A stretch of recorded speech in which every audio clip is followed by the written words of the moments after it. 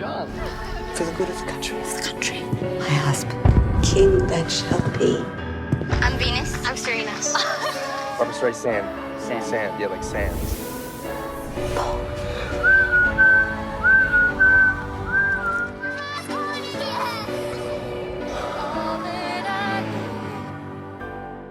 Hi everyone, and welcome to the Two Takes on Film Oscars special. We are so glad that you're here. This is such a special day. It's a day that we have been looking forward to all year long, and it's really a day that we just get to highlight and celebrate just some of the incredible films that have come out over the past year. So thanks for being with us today. We have a great show in store for you. We have a number of guests on. We're going to play some games, and we even do an interview with someone who has worked on the Oscars the past couple years and who has been a part of making it happen this year as well. So make sure you don't miss that. You're also going to hear from a number of friends and listeners of the podcast who are just going to give their insight and input as to why each of the Best Picture nominees deserve to take home the big award tonight. So again, we're so glad that you're here. We hope that you enjoy. And just as a friendly reminder, after the Oscars tonight, Wyatt and I are going to be over on the Two Takes on Film Instagram account going live. So make sure to join us. Make sure to watch the Oscars and then join us after to chat about what you saw. Were there any upsets, any shockers, anyone who looked particularly fabulous? I'm certainly looking forward to that. So we hope that you enjoy. Thanks for being here. Have fun. All right, everyone. Well, welcome to the 2022 Two Takes on Film Oscars extravaganza. We've got a great show for you guys and excited to get going. We have a first guest for you today. It's my dear friend, Max Henry. Say hi, Max. Hello, friends and family and fans of Wyatt and Heather. People of the world, audience of ours. We're so excited to get going, and we're going to start out with a couple of really fun games with Max. All these games are going to be based off Rotten Tomatoes scores. So if you guys aren't familiar with Rotten Tomatoes, it is an aggregate film review website. Basically, they take all the critical film reviews that they can find of a movie, they compile them, and they give them a good 60 and above or 60 and below, aka thumbs up or thumbs down rating, aka fresh tomato or rotten tomato. Then they give you a percentage. That percentage is the percentage of fresh tomato scores, 60 and above, compared to 60 and below. So basically, the point of Rotten Tomatoes is to give audiences, when they look at it, a good idea of, is this a generally likable movie? But it leads to some interesting kind of scores. Sometimes more divisive movies, while maybe considered by some to be masterpieces, might have lower scores because, while for every movie like that, there's someone who considers it a masterpiece and someone who hates it, giving it a 0, which brings that percentage down. Whereas sometimes more mediocre movies, because everyone is just kind of like, about them, they end up getting really high scores because while everyone's about them, no one dislikes them enough to give them below 60. So it, for all of our Heather and I's vast knowledge of cinema, sometimes it's hard to still pin down Rotten Tomatoes scores. And it's even something I was talking to Max about this the other day, but I don't even register Rotten Tomatoes scores in my mind. Like when movies come out nowadays, I see the score like online, but I don't even think about it really. It's just not something that I kind of log into my back channel of knowledge on film. So with that being said, we're going to start out with my game. Basically how my game works is I'm going to give these guys 3 different movies and a score, a percentage, 0 to 100. They have to guess which one of those movies holds that score on Rotten Tomatoes. Make sense, you guys? Makes sense. Can't wait. Question number 1. Which of these classic family sports movies holds a low 23% on Rotten Tomatoes? The Mighty Ducks, The Sandlot, or Miracle? Oh my gosh. I love all 3 of those movies. All great those movies. Options One are... of them holds a 23%. The Mighty Ducks, Sandlot, and Miracle. You got about 10 seconds. Give me a thumbs up when you're ready. Thumbs up from me. Good to go. All right. Heather, go ahead and show your answer. Well, I think any of these, it would be a tragedy that they'd have such a low score, but I'm going to go with Miracle because I like the other 2 more. So I'm hoping it's not those, but Miracle. All right, Max. I went with The Sandlot. So can you guys see that? Yeah. Yep, you can see that. And the answer is The Mighty Ducks. No. Yeah, The Mighty It Ducks. seems too obvious. Yeah, it holds a 23%. It is a classic. You watch it. It's not a great film. It's not a great film. Sandlot sits at 64%, right down the middle, pretty typical for that kind of movie. Miracle is actually an 81% on Rotten Shoot. I Tomatoes. love that so movie so Miracle much. is, I don't know what you're talking about, Heather. Great. Gavin O'Connor, king of sports films, an 81%. Okay, Sorry, Yeah. Miracle. it's 0-0 at the moment. Question number 2. Which of these found footage style horror movies holds the honor of an 86% on Rotten Ooh. Tomatoes? Unfriended, The Blair Witch Project, or Paranormal Activity? Ready? Great. Heather, your answer? So I actually haven't seen any of these, but I'm going to go with Paranormal Activity. Okay, great film. I was gonna write this before you even gave the options, but I said The Blair Witch Project. And it is The Blair Witch Ah. Project. Let's go. Some consolation. So Unfriended sits at a 61%, which actually is not terribly bad. Yeah. Not horrible. Yeah. It's a better movie than people give it credit for. Blair Witch Project, probably the best of its generation of 90s found footage horror movies. However, Paranormal Activity is actually an 83%, so it's right Ooh, behind Okay. Oh, wow. Blair Okay. Witch Okay. Project. Yeah, at least Okay. the first one. After that, but Well, all right, we got 1-0. Max. well in the done, lead. Max. Question go. number 3. Which one of these movies, directed by the great Steven Spielberg, holds an embarrassing 30% on Rotten Tomatoes? Uh-oh. The Terminal, Hook, or Ready Player One? Max, you look ready to go. How about you give your answer first? All right. I actually haven't seen any of them, but I wrote Hook. Okay, So. interesting. I know people like Ready Player One, and I Mhm. haven't heard great things about Hook. So Oh, man. Heather Davenport, I went with Ready Player One. Ready Player One. It is in Oh. fact Hook. Oh. let's go. Nothing. Ready Player One is actually a 71%. Oh my gosh. You know what? And I do agree with the sentiment, Heather. Ready Player One is not a particularly good movie. However, it's a very serviceable film. And that's Yeah. what hits that a bunch of people giving it 65% on Rotten Tomatoes. That bumps up its Bumps it. percentage a lot. Yeah. Terminal sits at 60% and Hook at 30. Oh. Man. All right. We've got 2-0. Max in the lead. 2 more questions to go. Heather, you can at least tie it. You can come back to Yeah. tie it. It's okay. All right. Which of these classic movies from our childhood has the high score of 96%? Hocus Pocus, Home Alone 2, Lost in New York, or The Iron Giant? Again, classic movie from all of our childhoods. Obviously not Heather's because she's ancient, but Max and I's and Heather's It like was- 30s. I was going to make a comment about how generous it was that you were looping me into These all came Our out. in childhood. Yeah. They all came out in the 90s. That's what Both I have came up to. answers? All right, Heather, go Yeah. for it. I'm going to go with Iron Giant. Okay. It feels risky, but I know you love it. So Max I goes Oh with my the Iron gosh. Giant Iron as well. Giant. It is the Iron Giant. I know you Nice like job, that you guys. one. It's a fantastic film, one of the most influential animated films of all time, one of my favorites. Sits at 96%. Fun fact about these questions is I felt like I paired up 3 pretty beloved kids movies. You know, Yeah. I would say Hocus Pocus and Home Alone 2, Lost in New York. I like Home Alone 2, Lost in New York better than Home Alone. And both of Ooh. those films sit at a 34 and a 31 respectively. So pretty low. Ooh. Dang. Well, yeah. when you specified that it was Home Alone Lost in New York, I was like, I don't think it's going to be that one because I feel like the original is better. I don't know. I like that one. Hmm.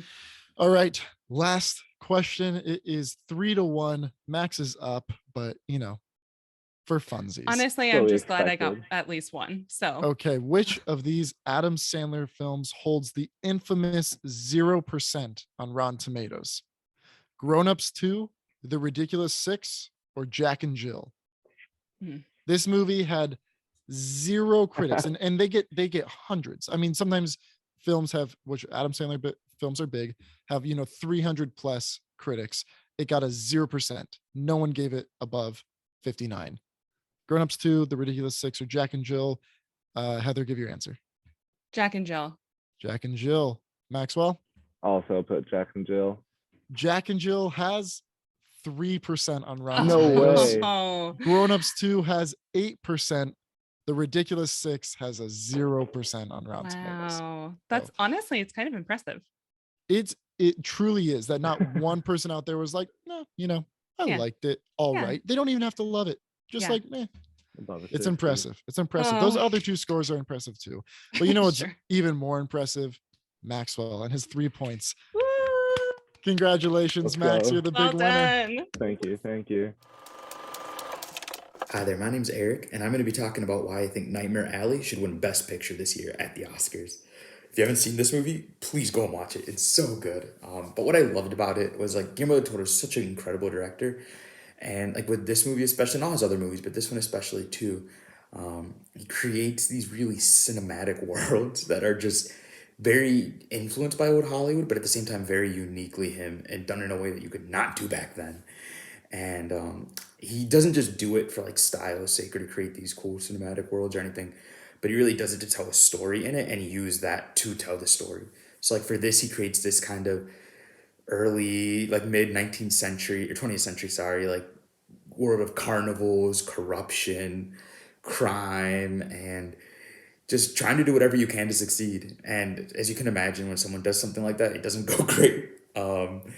And just the beautiful way beautifully tragic and disgusting at times way he tells his story, and brings it full circle at the end, for me was one of the most satisfying and crazy endings I've seen this year, which is what I loved about it. But yeah, it's just an incredible movie, incredibly directed.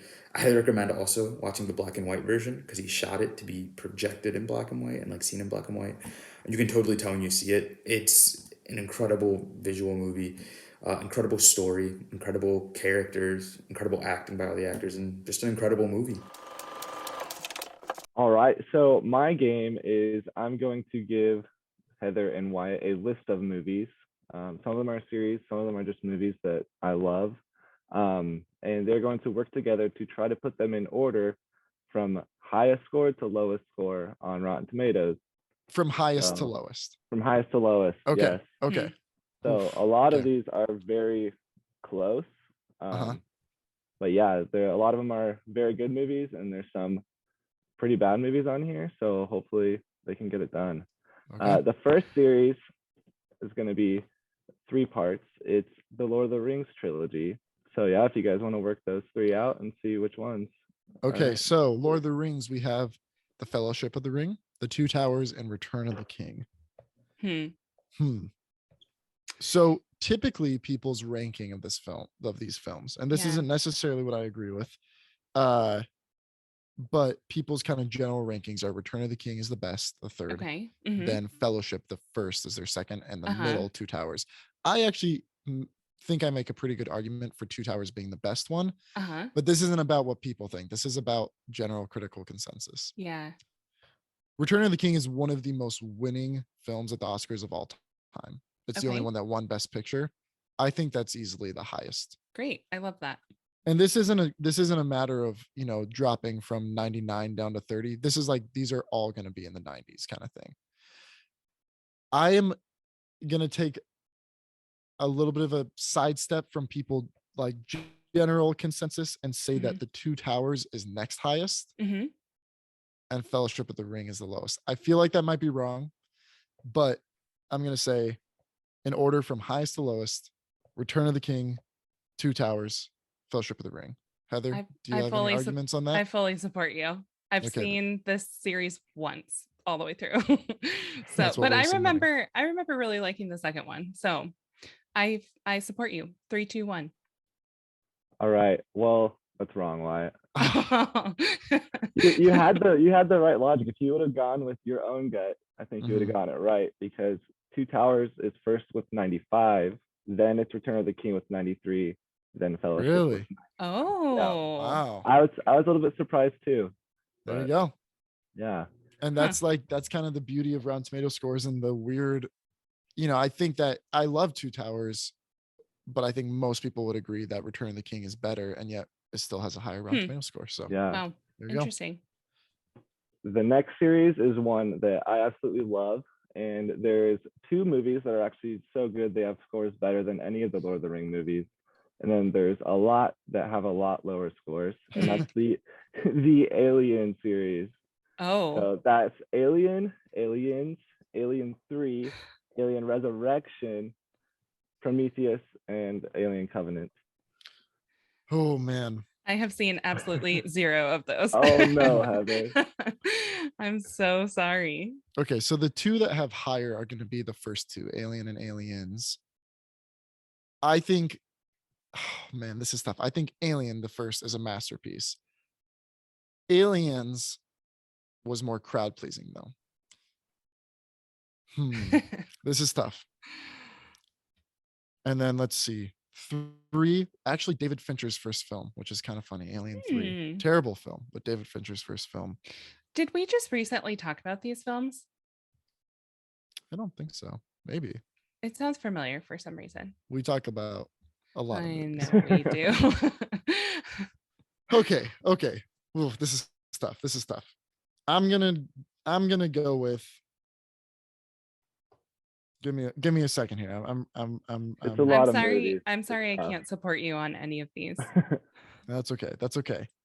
Oh man. Well, Okay. I kind of want to hear what Heather would have to say about the movies, having not seen them. Which ones sound the best?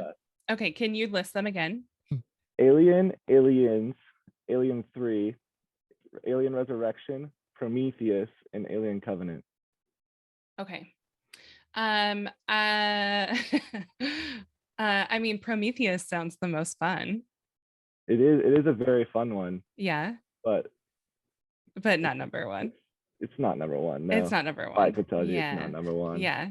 Can I guess which one is the lowest? Yeah. I'm gonna go with the Resurrection one. You don't have to answer. Wyatt tells Yeah. us. You got your order, Wyatt? Yes, I do. All right. Okay. From highest to lowest, I have Aliens, Alien, Prometheus, Covenant, Resurrection, Alien 3. That was very impressive. You missed the first two. Oh. It's hard though, because these are Yeah. the two movies that are above Lord of the Rings. Alien is a 98. Aliens is a 97. Wow. But the rest of them you got right. The lowest on there being 46 for Alien 3. Alien 3, yeah. It's not a great movie, but they really just screwed the fans when they killed off some characters. Yeah. Oh no. That's why everyone turned against it. So rude of them. All right, Yeah. the next series though is one that is very bad. They have no movies even close to those other categories. These are the Transformers movies. Ooh. They're also very near and dear to my heart, but it's Transformers Revenge of the Fallen, Transformers Dark of the Moon, not Dark Side of the Moon, Transformers Age of Extinction, Transformers The Last Night, and then Bumblebee, the most recent one. Have you seen any of those, Heather? I have seen the first one. And that's it. Not an action movie fan, I guess. It's not typically my go-to. No. Okay. It's honestly impressive that they have made. I had no idea that there were so many. Yeah, they make money, I guess, so they keep going. Yeah. Why? Do you have any thoughts about the franchise? I think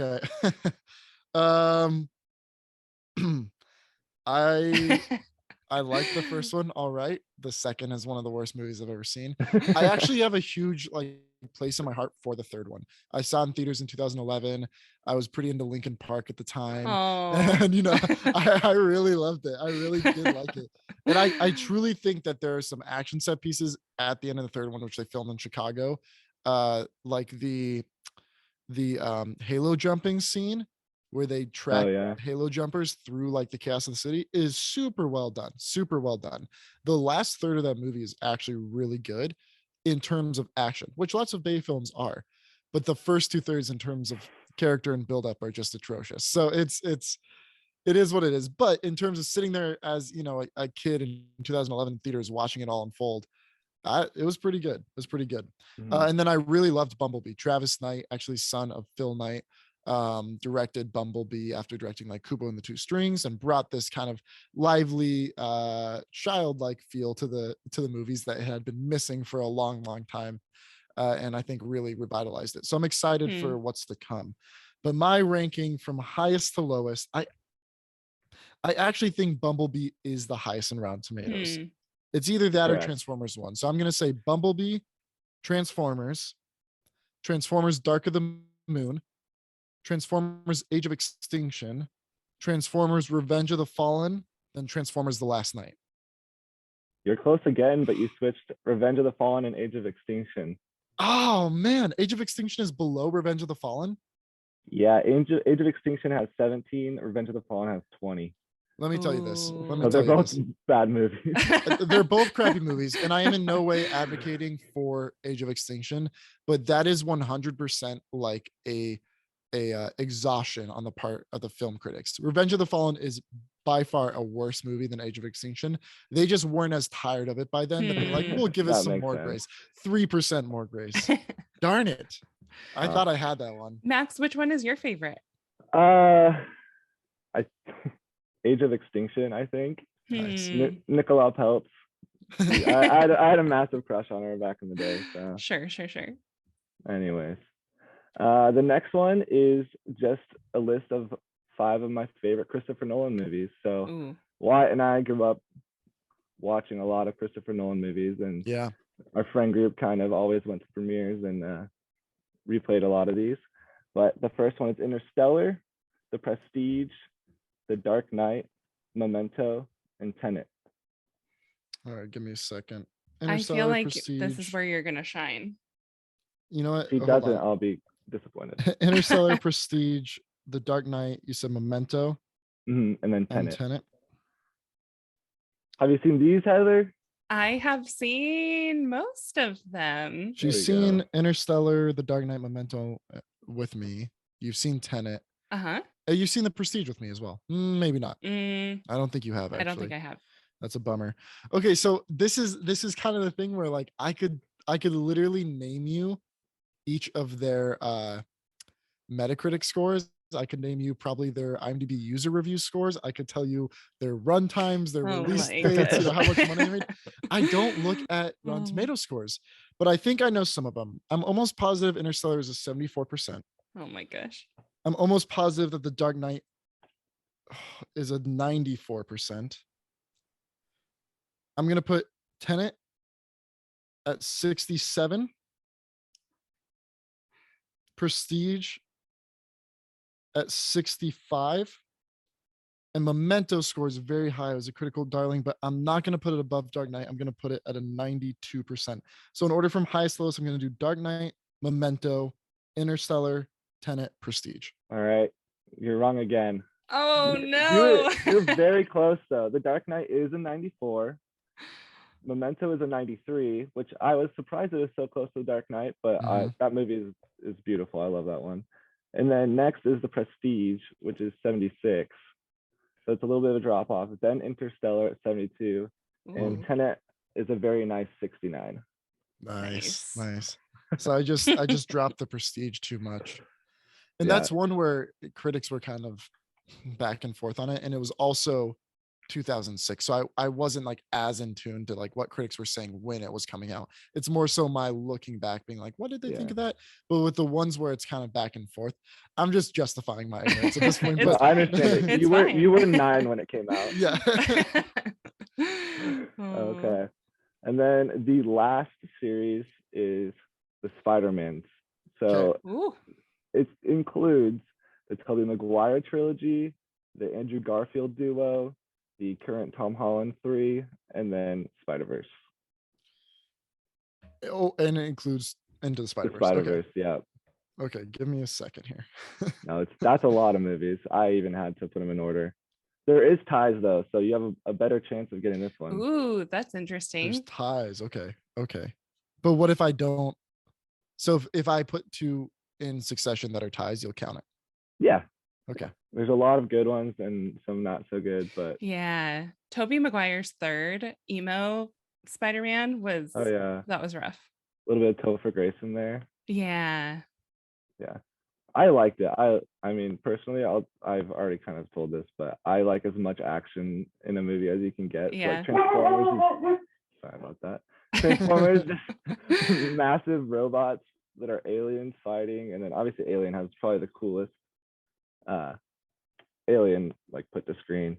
And then the Spider-Mans, you can't really go wrong. Sure. It's pretty fun. So Yeah, it's a good time. Do you have a favorite Spider-Man out of like the three? actor, Yeah, Toby. I mean, I Yeah. grew up with him, you know, same. Yeah. nostalgia purposes. But I think Totally. Andrew Garfield as Spider-Man is underrated. I Mm. wouldn't mind seeing that revitalized. Yeah. Tom Holland is good. He plays a great Peter Parker. Yeah. But I think the movies are a little bit overrated. Okay. But yeah, still love Yeah. them. Yeah. Still will take as many as they give me. So Okay. So you got it down. I think that it actually starts out with a tie. I think that it Okay. starts out with a tie between Spider-Man 2, Tobey Maguire's Spider-Man 2, and Spider-Man Into the Spider-Verse. That might be wrong, but let me just finish up my thoughts. I feel like they're tied around like a 98. So what are you putting first? Would you tell me? You think they're tied, obviously, but I'm gonna give you the benefit and say which They're one not. would you put above the other one? But I if want you to had get to 'em. choose, I'm gonna do Spider-Man Into the Spider-Verse, then Spider-Man 2. Okay. In next place, I'm gonna do Spider-Man No Way Home that just came out. I don't think it's the best. I don't even really think it deserves where it is on this list, but so many people just absolutely loved it. It's hard to hate it. I think that score is right around the middle of the 90s, like a 94 or 95.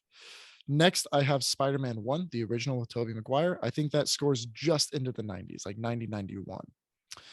Next, I have kind of a big drop to Spider-Man Homecoming, the first of the Tom Holland trilogy. I have that at just at 80. Next, I have Spider-Man 3 with the emo Peter Parker, Tobey Maguire movies. I have that at like a 77. Right below it, I actually have it as the Amazing Spider-Man, the first with Andrew Garfield. When it came out, people generally pretty well liked it. It's a pretty well directed movie. I think I have that at like a 74. Let's see. After that, I have Spider-Man Far From Home, the middle of the Tom Holland movies, and I have that at a low 71. Next, after that, I think we just have the last one, which is the Amazing Spider-Man 2, which I have at a 56. Okay, maybe I missed it. Where would you have Spider-Man, just the original Tobey Maguire? I had it as fourth. So Fourth? Into the Spider-Verse, Spider-Man 2, No Way Home, and then the original, right at like 91. Okay. Am I way off? No, you're not way off. You're not. You got Spider-Verse right. Spider-Verse is actually a 97, which Ooh, okay. I was like not super surprised because everyone loves that movie and how could you not? Yeah. But that's very high, like higher than The Dark Knight, like higher than any of the other movies on this list besides Alien. Yeah. And then next was No Way Home and Spider-Man 2.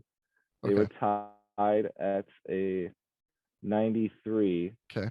And then right after that, at a 92, is Homecoming. Wow. Which that surprised me, but I like that one enough. Yeah. It's good. And then after that, tied are Far From Home and the original Spider-Man. Okay. They are tied at a 90. So all of these movies so far are really high. Jeez. And then the next three, it drops off a decent amount. The next one is Amazing Spider-Man, which is a better movie than people give it credit for, and that one's at 72. And then Spider-Man 3 at a 63. And then last place, obviously, The Amazing Spider-Man 2 is a terrible movie, and that's at 51. So 51. You're but even close, a 51 Wyatt. for your worst of 9. Yeah. Not bad. I mean, people just love Spider-Man. How could you give it below 50? Yeah. All right, so I went for 5 on that one. It was tough. There's I think a lot collective, of like, lots of them were just one being switched. So if we took all the components and added them up, I think I got a solid like B. Oh yeah, you did very well. B+, what? B+. For sure. Yeah.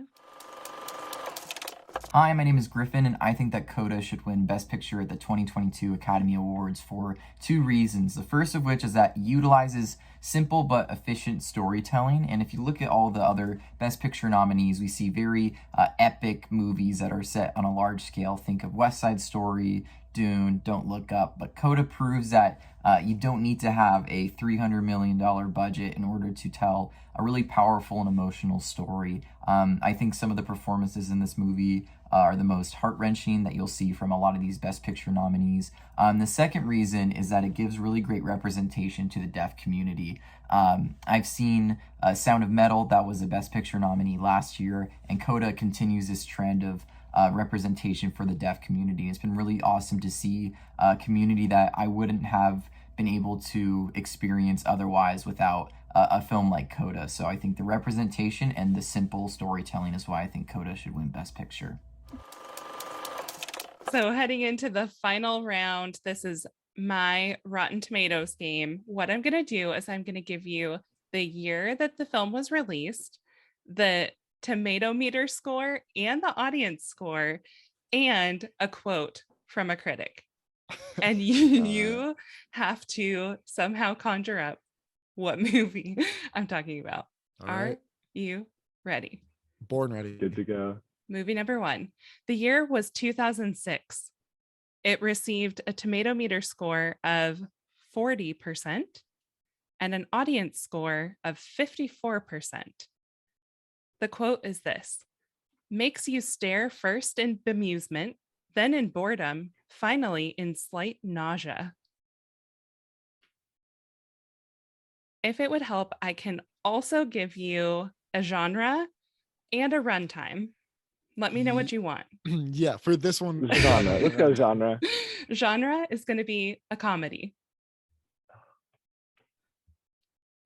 What was it? It was confusion, boredom, and then nausea. Bemusement, then boredom, bemusement. finally slight nausea. This is tough. This is so bad. It's really hard. It was rated PG and has a runtime of 1 hour and 31 minutes. Shoot. I can also give you I think I'm do you have a thought? writing an answer down. Okay, I got something. Max, are you ready? I have nothing. I'm thinking something like animated maybe, but Okay. I'm trying to think of not bad, I guess, just like weird animated movies. But 2006 is so long ago. It was a really long time ago. My answer is going to be so wrong. Well, Wyatt, just give it a shot. What do you think? Yeah.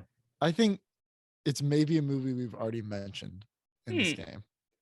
Is that wrong? I don't think we have mentioned it. Okay. I know it's not 2006. I think it's more like 2009, but I said Jack and Jill. Oh, unfortunately, that's not it. Max, do you have a guess? Well, if you go along the Adam Sandler movies, what was the 2006 Adam Sandler movie? Don't Mess with the Zohan. Unfortunately, also no. This one was Nacho Libre. Oh, come on. Nacho Libre. I love that one. Moving on to number 2. This film was released in 1972. It has a tomato meter score of 97% and an audience score of 98%. The quote is this: there is simply not a character introduced or exchange of words or looks that doesn't inform or add. The genre would be drama/crime. You just had to give me a year. All you had to do is give me the year. Yeah. I don't know why Wyatt and I didn't team up on this one. I know. Oh, sorry, well, Max. It's okay. ready? I'll go first. Yeah, go ahead. I think it's The Godfather. Okay. I'm not sure. Yeah, Wyatt. And I know that it is The Godfather. It Let's is, go. in fact, The Godfather. Woo, Well done, guys. It tied 1-1, Wyatt. So We're basically teaming up. You are in it. Okay, next one. This film was released in 2021. It has a tomato meter score of 47% and an audience score of 78%.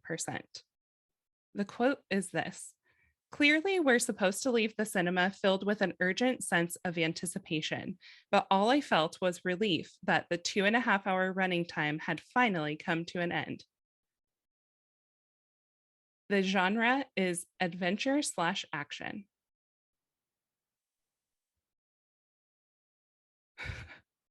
And it was rated PG-13 for anything that's worth. Do you have a guess? I'm gonna just go with like The Green Knight. I think that was Okay. 2021, yeah. And I love that movie, but I could see why the critics wouldn't like it potentially. But it Okay. also could be a lot higher than that. I don't know. And a reminder, it did have an audience score of 78%.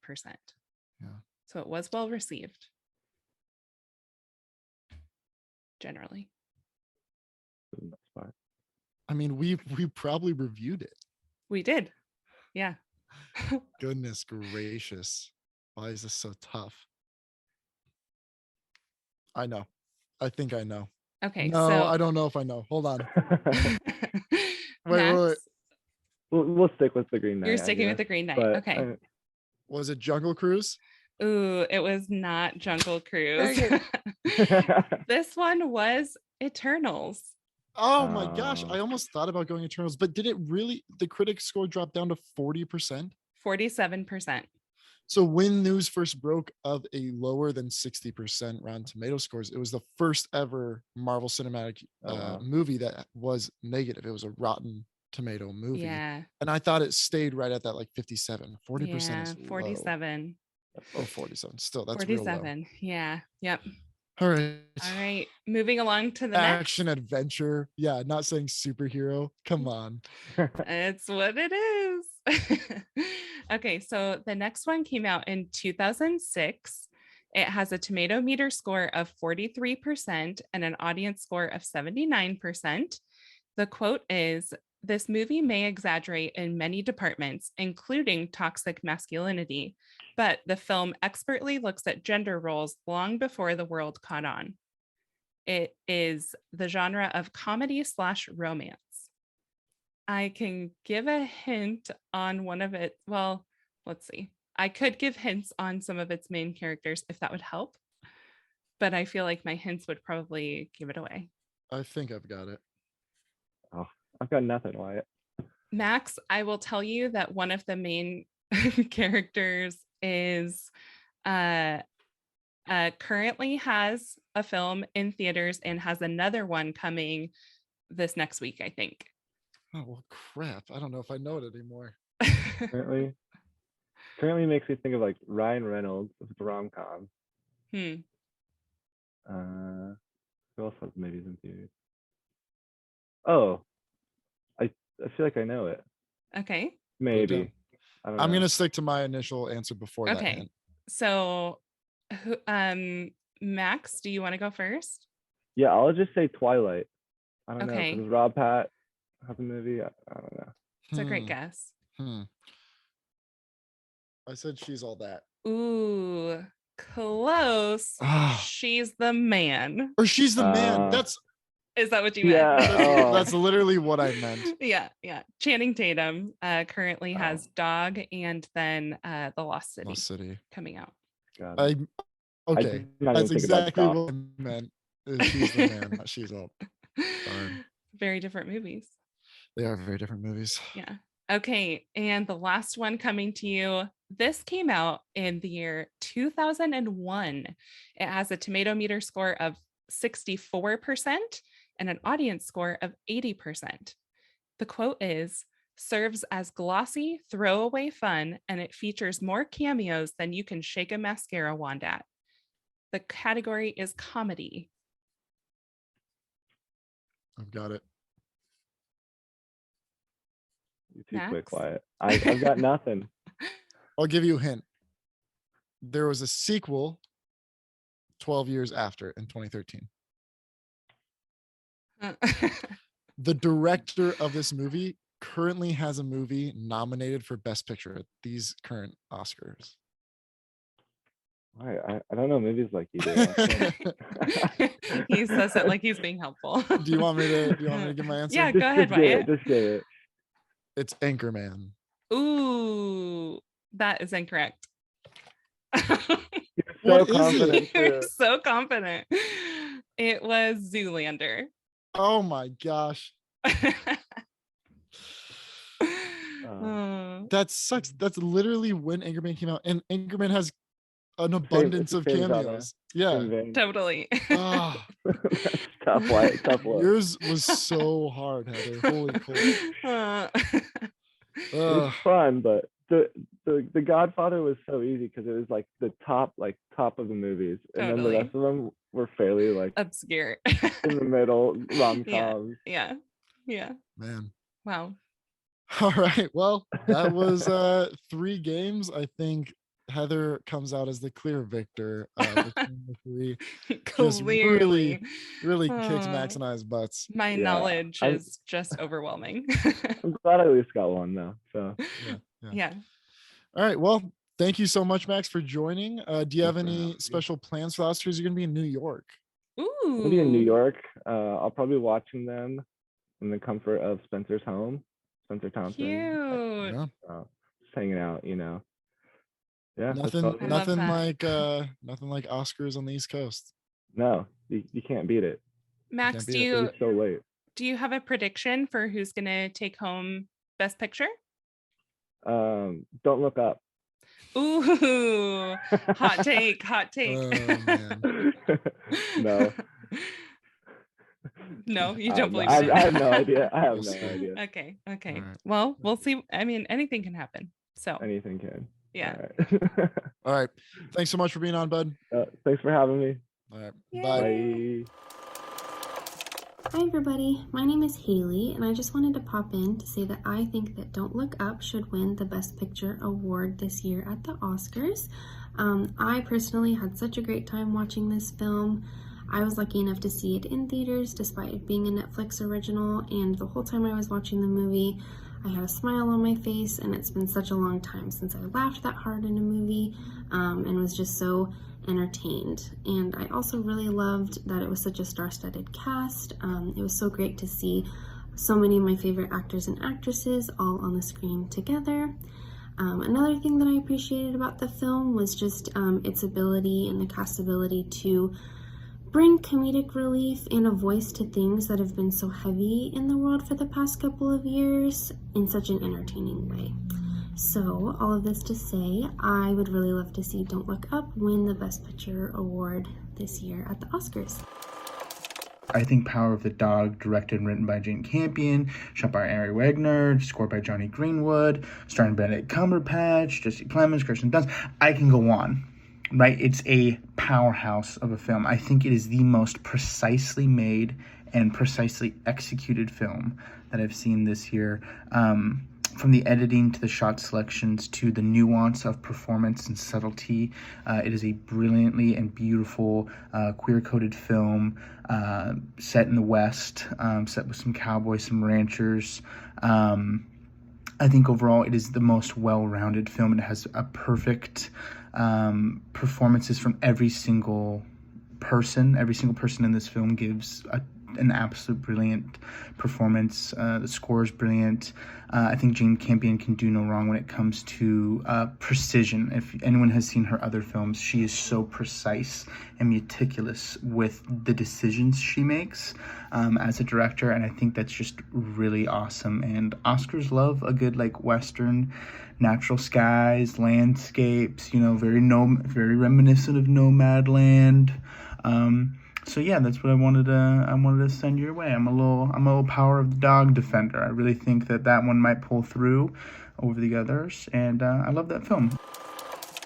Well, with it being our Two Takes on Film Oscars special, we wanted to make sure to include someone who has some insider Oscar information. So today with us, we have a friend of the pod, Thomas Lipscomb, who's here just to share about himself, but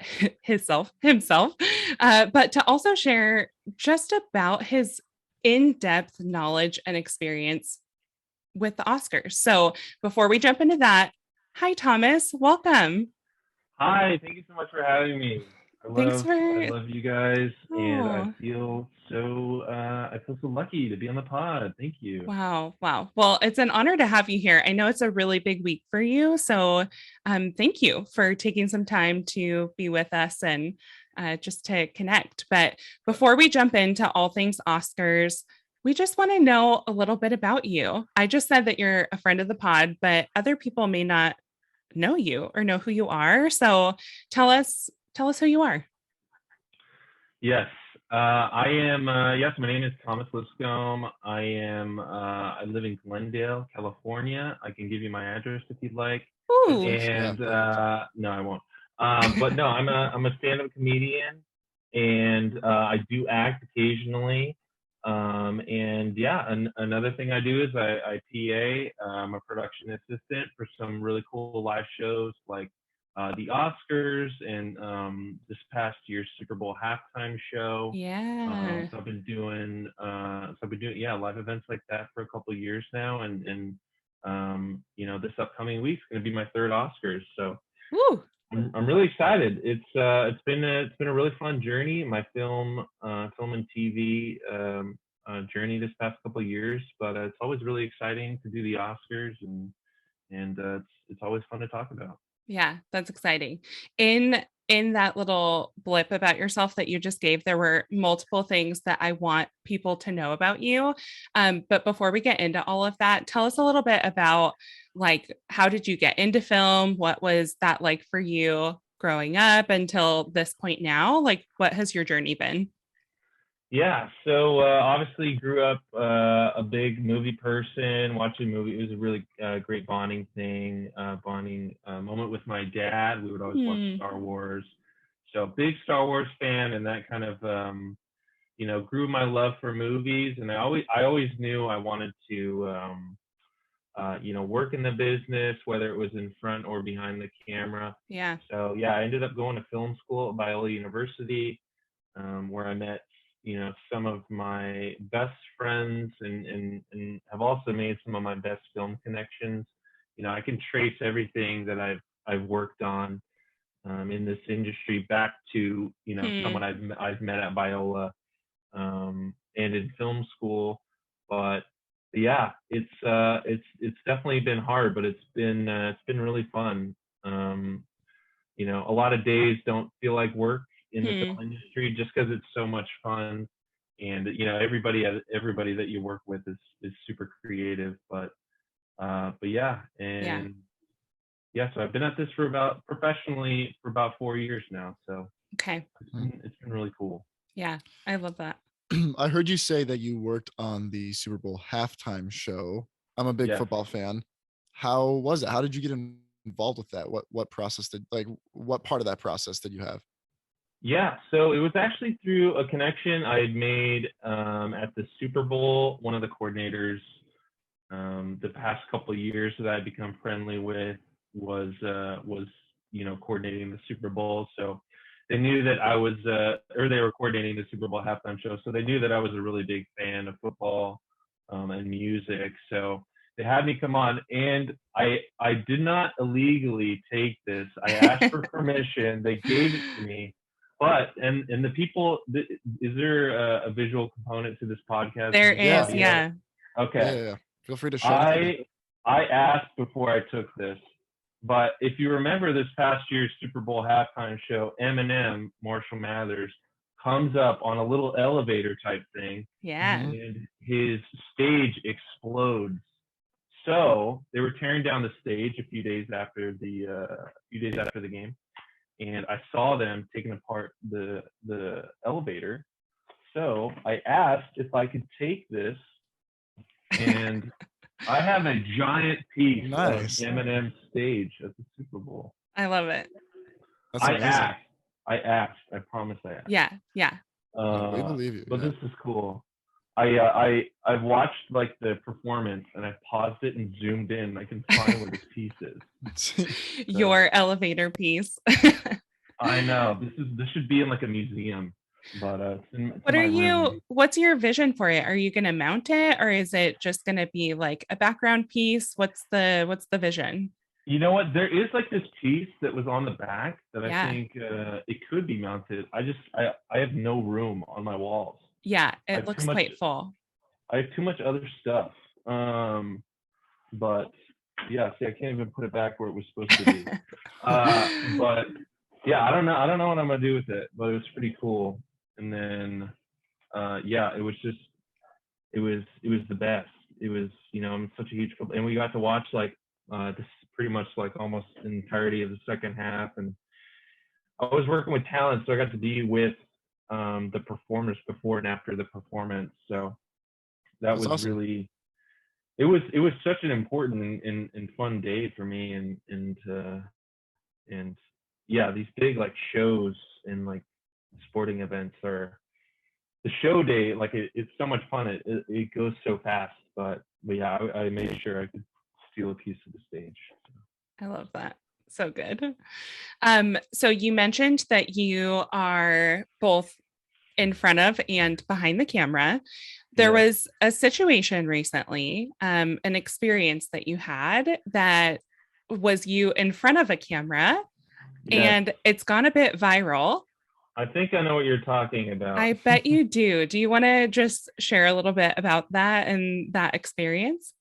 Another feather in your map, in your sap, in your yes, I was on an episode of Wheel of Fortune that I unfortunately did not win. Yeah.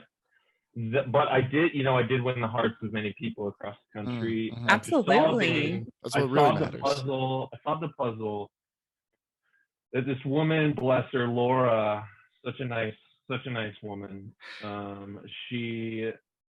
If you know the video I'm talking about, she incorrectly guessed a very kind of easier puzzle. Yeah. And it got attention from Josh Gad. He made fun of us. Ellen made fun of us. Jimmy Kimmel made fun of us. It was, it was all cool. Everybody's asking me, how does it feel to be famous for a week? And I'd honestly rather be rich. But it was really cool. I didn't get a lot of dates out of it also. But no, it was We'll see. cool. There's still time. There is still time. They'll start rolling in any second. Yeah. I know. My mailbox is open. And I've been there was another snafu on Wheel of Fortune like 2 nights ago. And it was something on a pedal boat or something, and people got that wrong like 4 times. So people are sending me that. Basically anybody I've ever talked to has been sending me videos of Wheel of Fortune fails. And it's not a horrible thing to be remembered as. Yeah. No, not at all. Yeah. Feels like a special moment in just our cultural time, A cultural milestone, really. Yeah, truly. It was. And during the taping of the episode, I don't know if you can see my face right now. I don't smile a lot, but they came up to me during the commercial and they're like, Thomas, you need to be excited. Oh no. You're on Wheel of Fortune. You need to smile. So if you go on YouTube and watch the episode again, I have like a really I look like the Joker. I have like a really smile. I look crazy. But I do get my money in about 5 months. Nice. So what were your winnings off the show? Like I know it's probably not what you actually get sent, but what was your score at the end of the show? I think I won like a little over $9,000. Oh, it's amazing. Yeah. I'm trying to go to the Star Wars Hotel in Florida. Ooh. Nice. I'm never going to be able to afford it ever again. This is before I have a family. Yeah. Right. Not that I'm having a family anytime soon. I don't have any announcements, but. Right. Wow.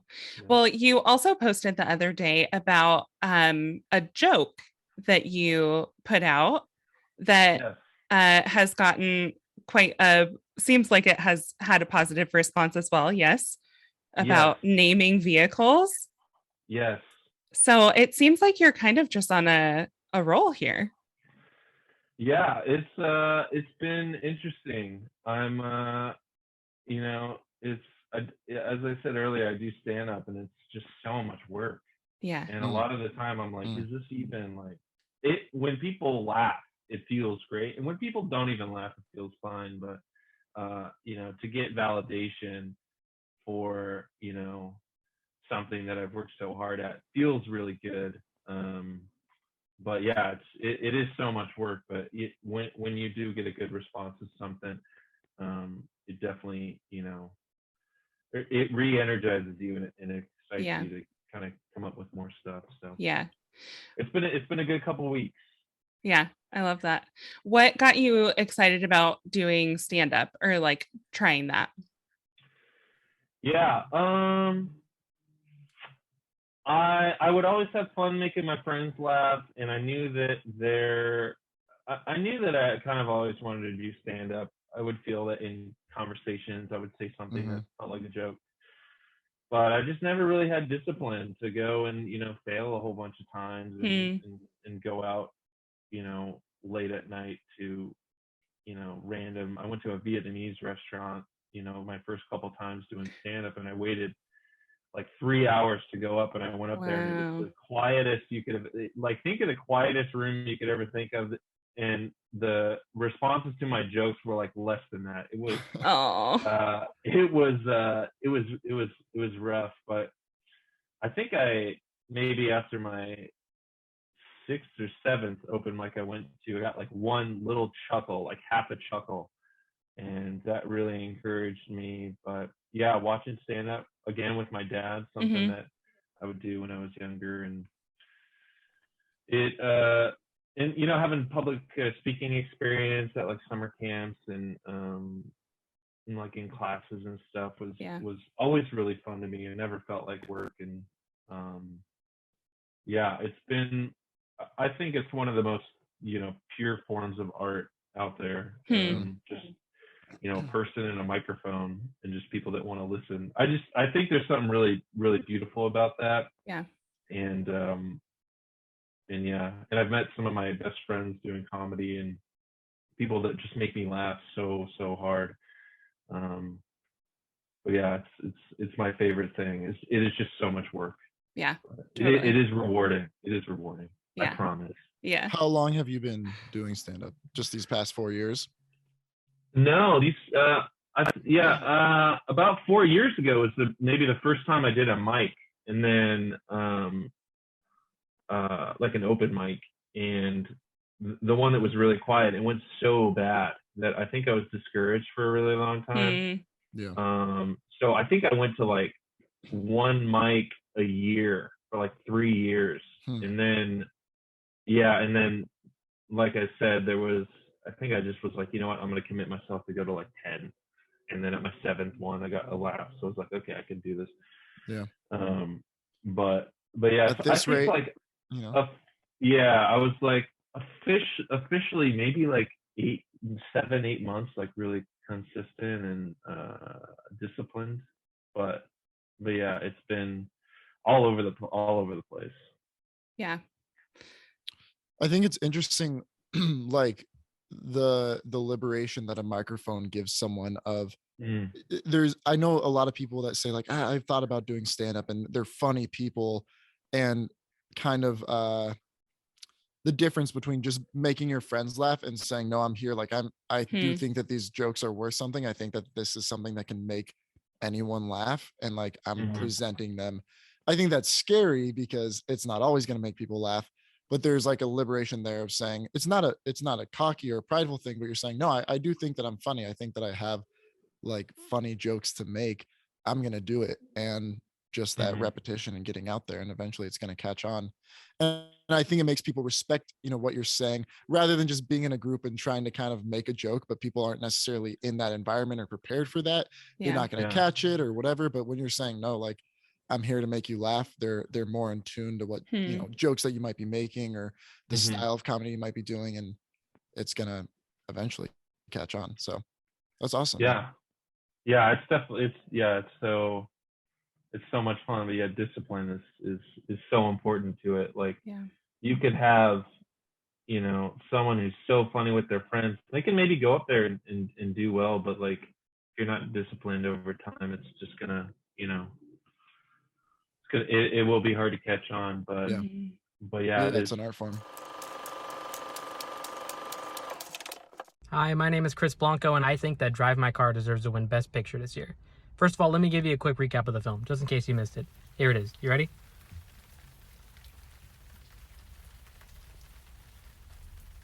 There it is. There's a lot of silence. And if you can get past the silence, I think you're getting yourself into a great film. It's almost as if it's saying, screw you to words, and emotions are more important than what they carry behind it. Whether he is meeting new people or directing his play where no one speaks the same language, or listening to his dead wife's stories that he records in the morning and then has her record her voiceover so he can listen to the car over and over again. It shows you that words are useless when they're not said the right way, and I've never seen a film handle it as well as this does. I've been telling everyone it's the best ghost story I've seen this year, even though there's no ghosts in it, just because it tells you how much your past can affect the future, and the things that you leave behind in the past can come back to haunt you still today. I also think that it deserves to win because it's the only film that really does what it promises. Someone drives his car. That's all it says to do. Drive my car. Someone drives his car. Power of the Doggo, there's no dog in it. Power of Don't Look Up, everyone does look up in it. This it has to win. It's the only one. Thanks anyways. Well, talk to us about your role with the Academy or with the Oscars or just with the show. What do they have you doing there? If you can tell us, what are you kind of involved in? What tasks do they put on you? Yeah, so in the past couple of years, I was just kind of like a regular production assistant. So it's so vague, but like Right. if Steve Martin or someone needs like a banana, you would go. Which, and if not we that know I've ever Steve given- Martin, he loves his He bananas. loves a good banana. He loves, his Steve Banana Martin is what we call him in the industry. Do you? Yeah. But if you just so like stuff like that, or like, oh, the director's area needs like a chair, and you're just trying to go give him a chair. You just do whatever. But this year, I'm actually on the health and safety team. They had kind of a bigger like amount of time. They could get more days that I could work on the show, and it's It's kind of a bigger picture thing too. It's like a larger part to be a part of, to influence. Yeah, so it's been definitely feels like a more kind of, and not that, I mean, production assistants are so important, and definitely, shows wouldn't get done without them, but it is nice to kind of see like a different like aspect of the show, which has been really cool. Sure. And so we've just kind of been working with like the COVID testing side, and just making sure like protocols are followed, and because there's like a lot of unions that like have agreed to certain mandates, and so it's kind of our job to go around and make sure things are just being followed. But that doesn't mean that we're not close to any of the action. We've been working on some pretty cool surprises for the show that I think a lot of people are gonna really like, and nice. It's been such a cool experience. I've been telling people that it really feels like summer camp every year. People do this show for 30, 40 years. It's so important to so many people. It's the gold standard of an entertainment award, and so you do see the same people there every year that maybe you got busy on another show, and you kind of not like forgotten about someone, but you're just so excited when you see them. You're like, oh, you're working again this year, and so it's cool to see similar faces and friends and all coming together to put on a really good show, and I think you guys are really gonna like this one. So it's exciting. That's awesome. Yeah, we're pumped for it. Do you have any memorable moments or experiences from the last couple Oscars that you have been a part of? Yes. The first one that comes to mind, Oscars Sunday 2020 was maybe the best day of my entire life. I won't go through the whole day, but that was like my favorite movie for film ever. Jojo Rabbit and Once Upon a Time in Hollywood, and just every Joker, just so many amazing movies that year. So it was cool to see a lot of stars, but the one star that I was so starstruck to see was, I don't know if you guys are like Arrested Development fans or if you like the show Veep, but Tony Hale. I love I don't know Tony if you know Hale. Tony Hale, but he so I'll say this really fast. I worked at a summer camp, and Tony Hale's family would go to the summer camp. Ooh. And we were always told to not talk to him. They're like, don't. He had just won an Emmy, but like, and like people in LA knew who he was, but at the summer camp they were so serious about it. They're like, don't talk to him, like he's a celebrity. Don't make like eye contact with him or anything. Oh. They're being so overly like weird about it, and we're like, okay, whatever. So I told myself, and this was like 6 years ago, I told myself if I ever see him in LA, I will say hi to him. I don't care if I'm working, which is like it's a rule, like don't talk to anybody. Right. But I was like, you know what, I will only get this chance like maybe like once. So I saw on Oscars, so fast forward to Oscars Sunday 2020, I like saw, I'll name drop here because I think you guys like that on this podcast. I saw Leonardo DiCaprio, like Brad Pitt, anybody you could ever want to see. Like it was like a wax museum. I saw everybody. I was like, oh, cool, whatever. I see Tony Hale, and I'm like hyperventilating. I'm like, I have joked about meeting this man for like 6 years with my friends. And then I see him, and it's like he's on the red carpet, and I don't want to say anything because it's like everybody's like talking to him and stuff. So I'm like, whatever, like maybe I'll see him at a different show. And then the show goes on, and the show's over. And after the show, it is very interesting because they shut off the whole block. So, and they need SUVs to drive people in and out to take them places. So all these huge celebrities have like cards with like numbers on them, like it's a deli, and they're like, and they have a giant speaker, and they're like, car number 51, and like Quentin Tarantino will get up, and that'll be like his car. So we're sitting there, and we're doing like some post interviews, like people just walking out, and I see Tony Hale leaving. I'm sorry, the story's so long.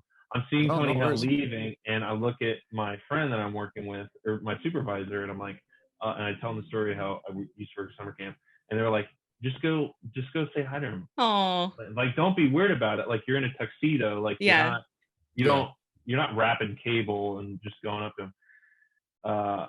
And so they gave me the go ahead, and I was I'm telling you right now, it was the most nervous I'd ever been. And I went over to him, and I don't know if you could ever do this in COVID times, but I like tapped him on, this is right before all that. I tapped him on the shoulder.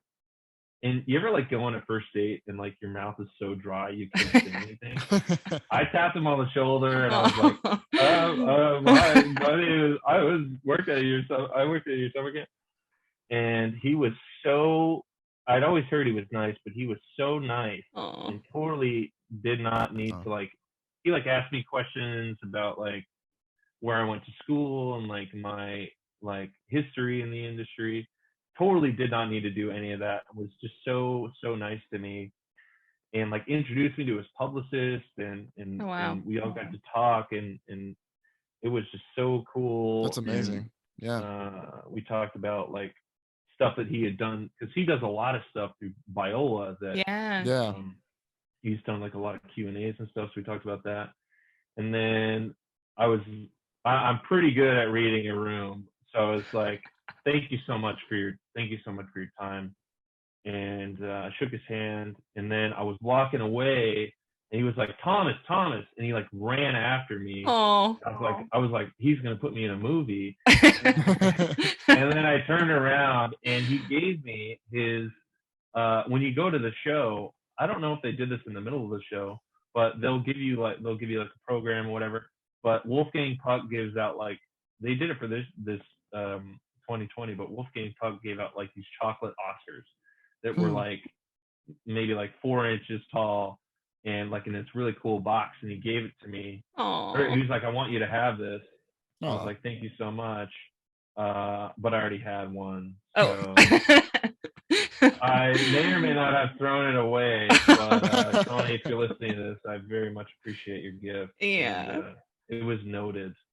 But that's really sweet. You know, such a build up, and I texted a group chat. I was so excited that I had met him, and yeah, I'm sorry that story took 48 hours to tell. No, that's great. No, I love it's Tony Hill. beautiful. I'm a huge Arrested Development fan, so that's amazing. That's really cool. You know, people like when they meet a celebrity, they like talk, oh, he's so nice. Like that's something people always say, but he really went above and beyond, and you know, could totally tell that I was, you know, newer to the industry.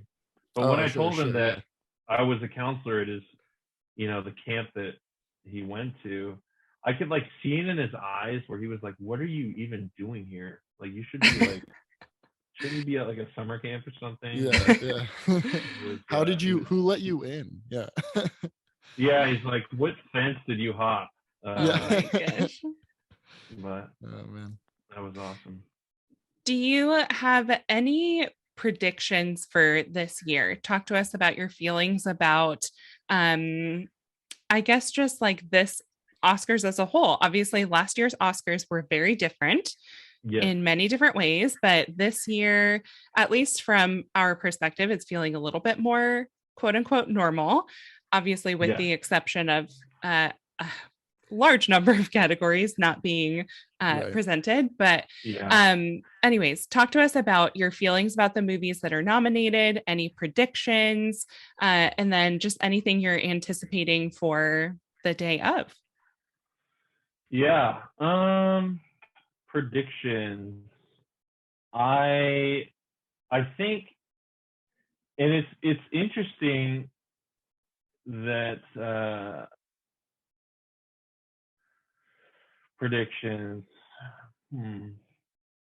I think Coda has a really good shot at winning the Best Picture award. Yeah. It's interesting though, because in the past, like I feel like now it could be a toss up between like 3 or 4 different movies. But I feel like in the past maybe there was usually like 1 or 2 films that you'd be like, it's either going to be Moonlight or it's going to be La La Land. Right. Or it's going to be it's going to be Nomadland, or you know, I can't even remember other movies. My memory is so bad. But I feel like this year it is, you know, and even with like seeing like the Critics' Choice Awards and, you know, like the Golden Globes, I feel like it's a toss up. But you know, someone who has taken, you know, sign language in college for 3 years definitely gives you an appreciation for Coda. So I do think I think Coda will, you know, that's my prediction for Best Picture. But I could also see you know, The Power of the Dog. I think a lot of people like that one too. So if I had to pick a toss up, I would say those two. Yeah. We just got done recording our official predictions, which is actually in the episode that our audience is watching right now. It's yet to come, so I won't spoil it. Wow. But we had a toss up between a few of them, and Coda and Power of the Dog were both in there. Yeah. Yes, it is, and I do like that. I don't know what year they extended the number of Best Pictures to like Best Picture nominations. It was 2009. It was kind of in reaction to Dark Knight not receiving a Best Picture award. The outcry of that made them kind of switch it up. Yeah, which is funny because then they haven't really used that to include major blockbuster films or anything like that. But that was kind of the idea when they did it. Was there are movies like The Dark Knight, or I guess the following year they did Inception, so maybe they gave Nolan a little bit of payback for that. But it's just kind of interesting. But that was kind of the idea when they bumped up those numbers in 2000. It was the 2009 season, 2010 Oscars. Hey guys, I'm Spencer. I'm going to tell you why I think Dune should win Best Picture at this year's Oscars. First off, Denis Villeneuve just created a masterpiece out of Frank Herbert's already amazing sci-fi epic. which was notoriously hard to adapt to film. But Denis Villeneuve did it. He brought us to the shores of Caladan and the dunes of Arrakis, and every shot in the movie is so stunning. But the story itself is incredible. The acting is all so well played out. You can feel tension between characters. The star-studded cast, special standout performances in Timothée Chalamet and Jessica Ferguson. Just an all-around great movie. You won't want to miss it. Cool. Okay. Well, you want to do your rapid kind of fire questions? Yeah, I have some questions for you. Yeah. So tell us your all-time favorite Best Picture winner. I don't know why I feel like I have like the Who Wants to Be a Millionaire, like very famous music on.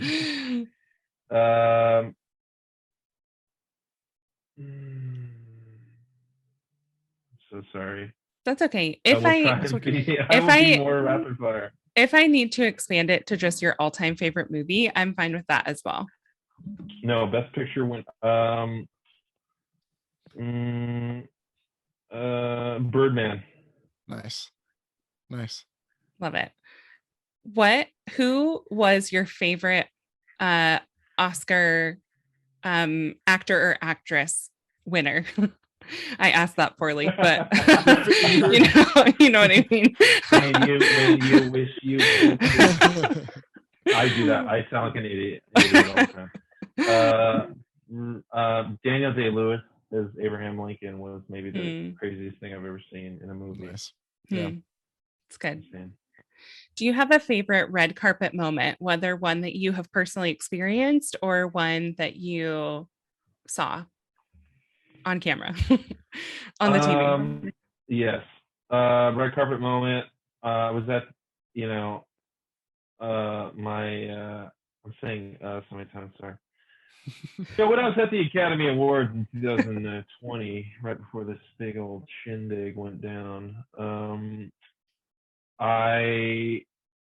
they rent you, I don't know if you guys know this, but for like a lot of the workers, they rent tuxedos for. Ooh, I was going to ask your wardrobe situation. So in 2020, I didn't get this last year, sadly, but in 2020, like you go to a place to get measurements, and they and then they give you, they don't give it to you, but they, for like 2 days, they give you the nicest like tuxedo. Yeah. And you get like these really shiny shoes. Ooh. So I got not two tuxedos, but like two shoes. And it'd be weird if they one gave for me each one foot, and one for each foot, 2 red foot. And I got this really cool tuxedo, and on Oscar Sunday, I was like, I look so cool. And I was standing next to my friend, who I won't say, because at the time we were standing there, we were supposed to be working. Sure. And he was like on his phone doing something, but we were really supposed to be paying attention to something. And I looked down at it, and my sister had texted me a picture of me on TV, and I'm standing there looking like a security guard, and my friend is like playing a game on his phone. Oh no. I'm like, I really hope no one from our job was watching E. Yeah. That's funny. Red carpet. And then I was in the back of some Scarlett Johansson interview where I also looked like a security guard. I love it. Those two. It's so good. Also, sorry, really fast. Oh, I yeah. love Guillermo. Oh, yeah. Of I course. always love seeing Guillermo in his gold tuxedo, so I'm looking He's forward the to best. seeing him again. Those 2020 Oscars 2019 season truly were some of my favorite. That was a great show. I love them, and I love Guillermo. Yeah. Okay. Do you have a favorite Oscars host? Steve Martin. I think Steve Martin's the funniest person that ever lived, and he did some joke about Russell Crowe at the beginning of one of his monologues, and Russell Crowe looked really mad, and like everybody laughed. And then at the end of his monologue, he did another joke about Gladiator, and Russell Crowe laughed, and it was really cool. But yeah, Steve Martin is definitely my favorite. I also love Chris Rock too. I think this year will be really funny and interesting with 3 hosts. Yeah. Yeah. I think a lot of people will will like it. I think it'll be a breath of fresh air for a lot of people. Yeah, that's exciting. Just a couple of personal questions. What's your go-to Starbucks order? I get a Americano, a venti Americano with 4 Splenda and half and half. Wow. That's so It's boring. I wish it was boring. more exciting. I know.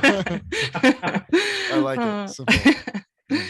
And egg bites, bacon egg bites. Oh, egg bites. Nice. Yeah, of course. Of course. I ate them in like 2 seconds. And then last but not least, if you could craft your perfect job, what would it be?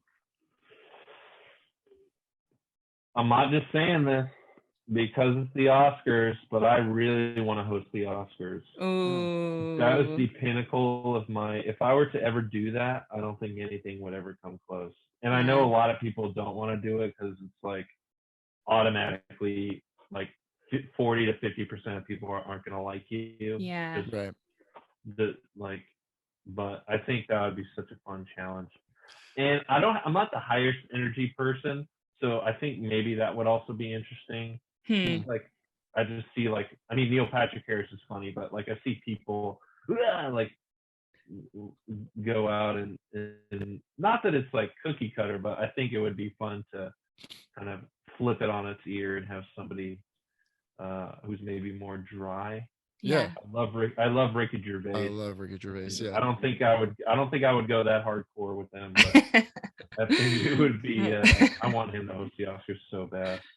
I think that there's like not over energized, but just like an entertainment vomit to some performer or some host of the Oscars, where it's like, is this actually that entertaining, or are you just like feeding us so much? Yeah. And that might be like on part of the show, trying to just create the most engaging show for like any viewer, whether you like movies or just the celebrity of it or whatever. But I think that'd be interesting. And like you were saying when you're talking about your fascination with stand-up, but in terms of just a person and a microphone and an audience, that is like the pinnacle of performance. Hosting the Oscars for that many people, and that many people, at home and watching TV and stuff. What a dream. That'd be cool. Yeah. I would be so nervous, but I think it would be so much fun. But yeah, it'd just be, I walked around the theater yesterday. And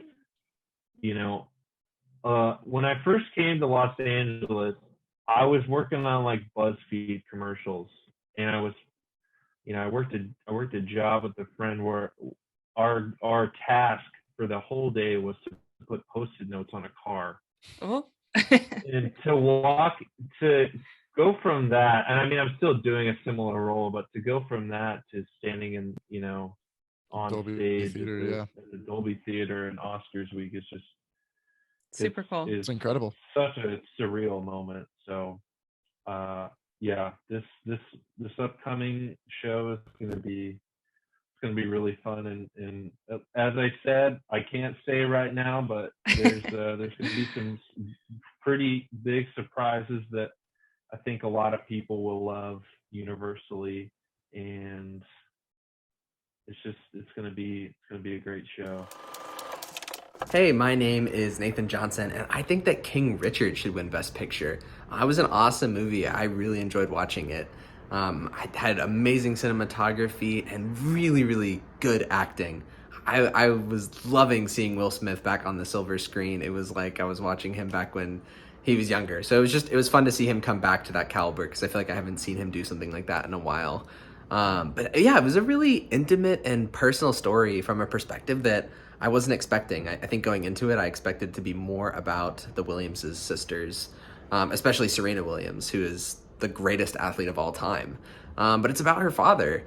And it was just amazing to see Will Smith portray Richard in just, this such intense, caring way. And that he just, Richard wanted something more for his daughters, to be defined by their skill and talent more than just their background. And so, yeah, what a heartwarming story. It was really, really cool to see. And Will Smith just killed it, just portraying that intensity that Richard had. So, yeah, I hope it wins Best Picture. Hi everyone, my name is Emily, and I think that West Side Story should win the Best Film Award. It is a movie lacking nothing. From the very first scene to the end, it just keeps you glued. There's something so magnetic about all of it. I love how much the dancing and the movement tells the story of the characters.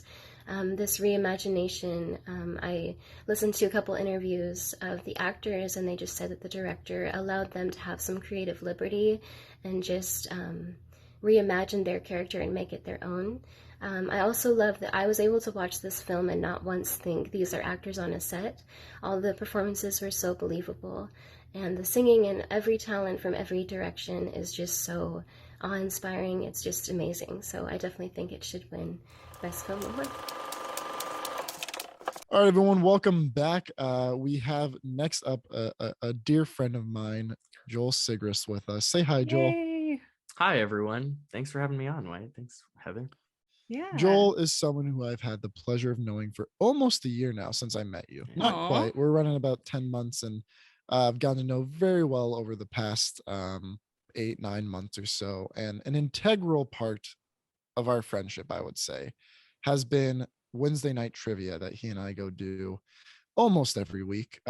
Not the only part, but a great part of our friendship. Part of that is just because I think we both really love trivia. If you listen to the show consistently, you know that I'm a big fan, and Joel certainly is too. And so Heather and I reached out to Joel and we said, hey, for our Oscar special, why don't you quiz us? You know, it's always you hear me quizzing Heather, Heather quizzing me, but never both of us kind of guessing towards the same thing. So Joel has curated what has been called by many as the greatest Oscar trivia slideshow ever made. Dun, dun, dun, dun. And he's gonna run that by us today, and we'll see who comes out on top.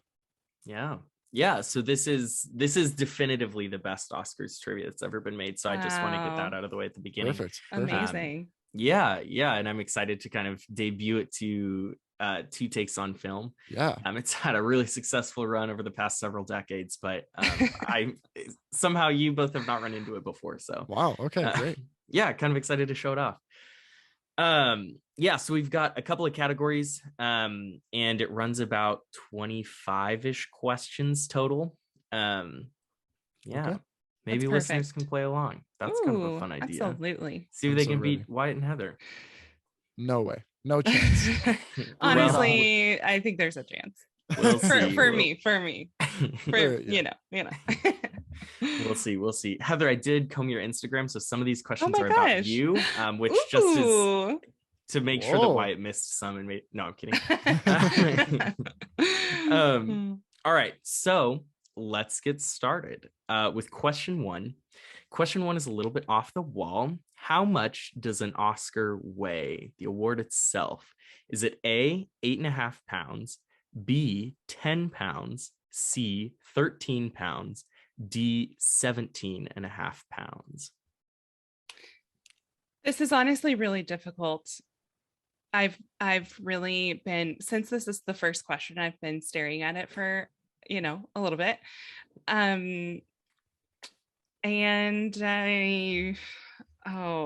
Heather, we're competing. If you expect to get some sort of answers, some sort of conversation out of me with this, I'm not trying to get I'm not trying to get anything out of you. I'm merely stating that my brain is literally going back and forth because a heavy baby is 8.5 pounds. As you can see in one of these pictures, which audience Oscar is you'll a full-grown man. I know, but as you can see, there's a picture of two actresses holding an Oscar with one hand.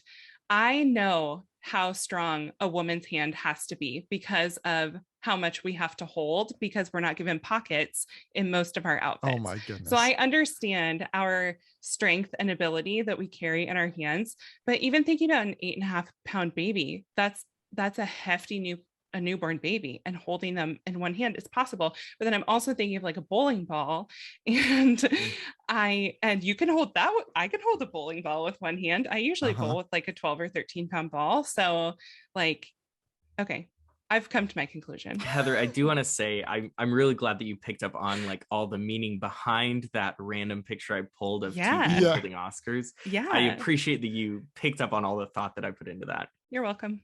Yeah.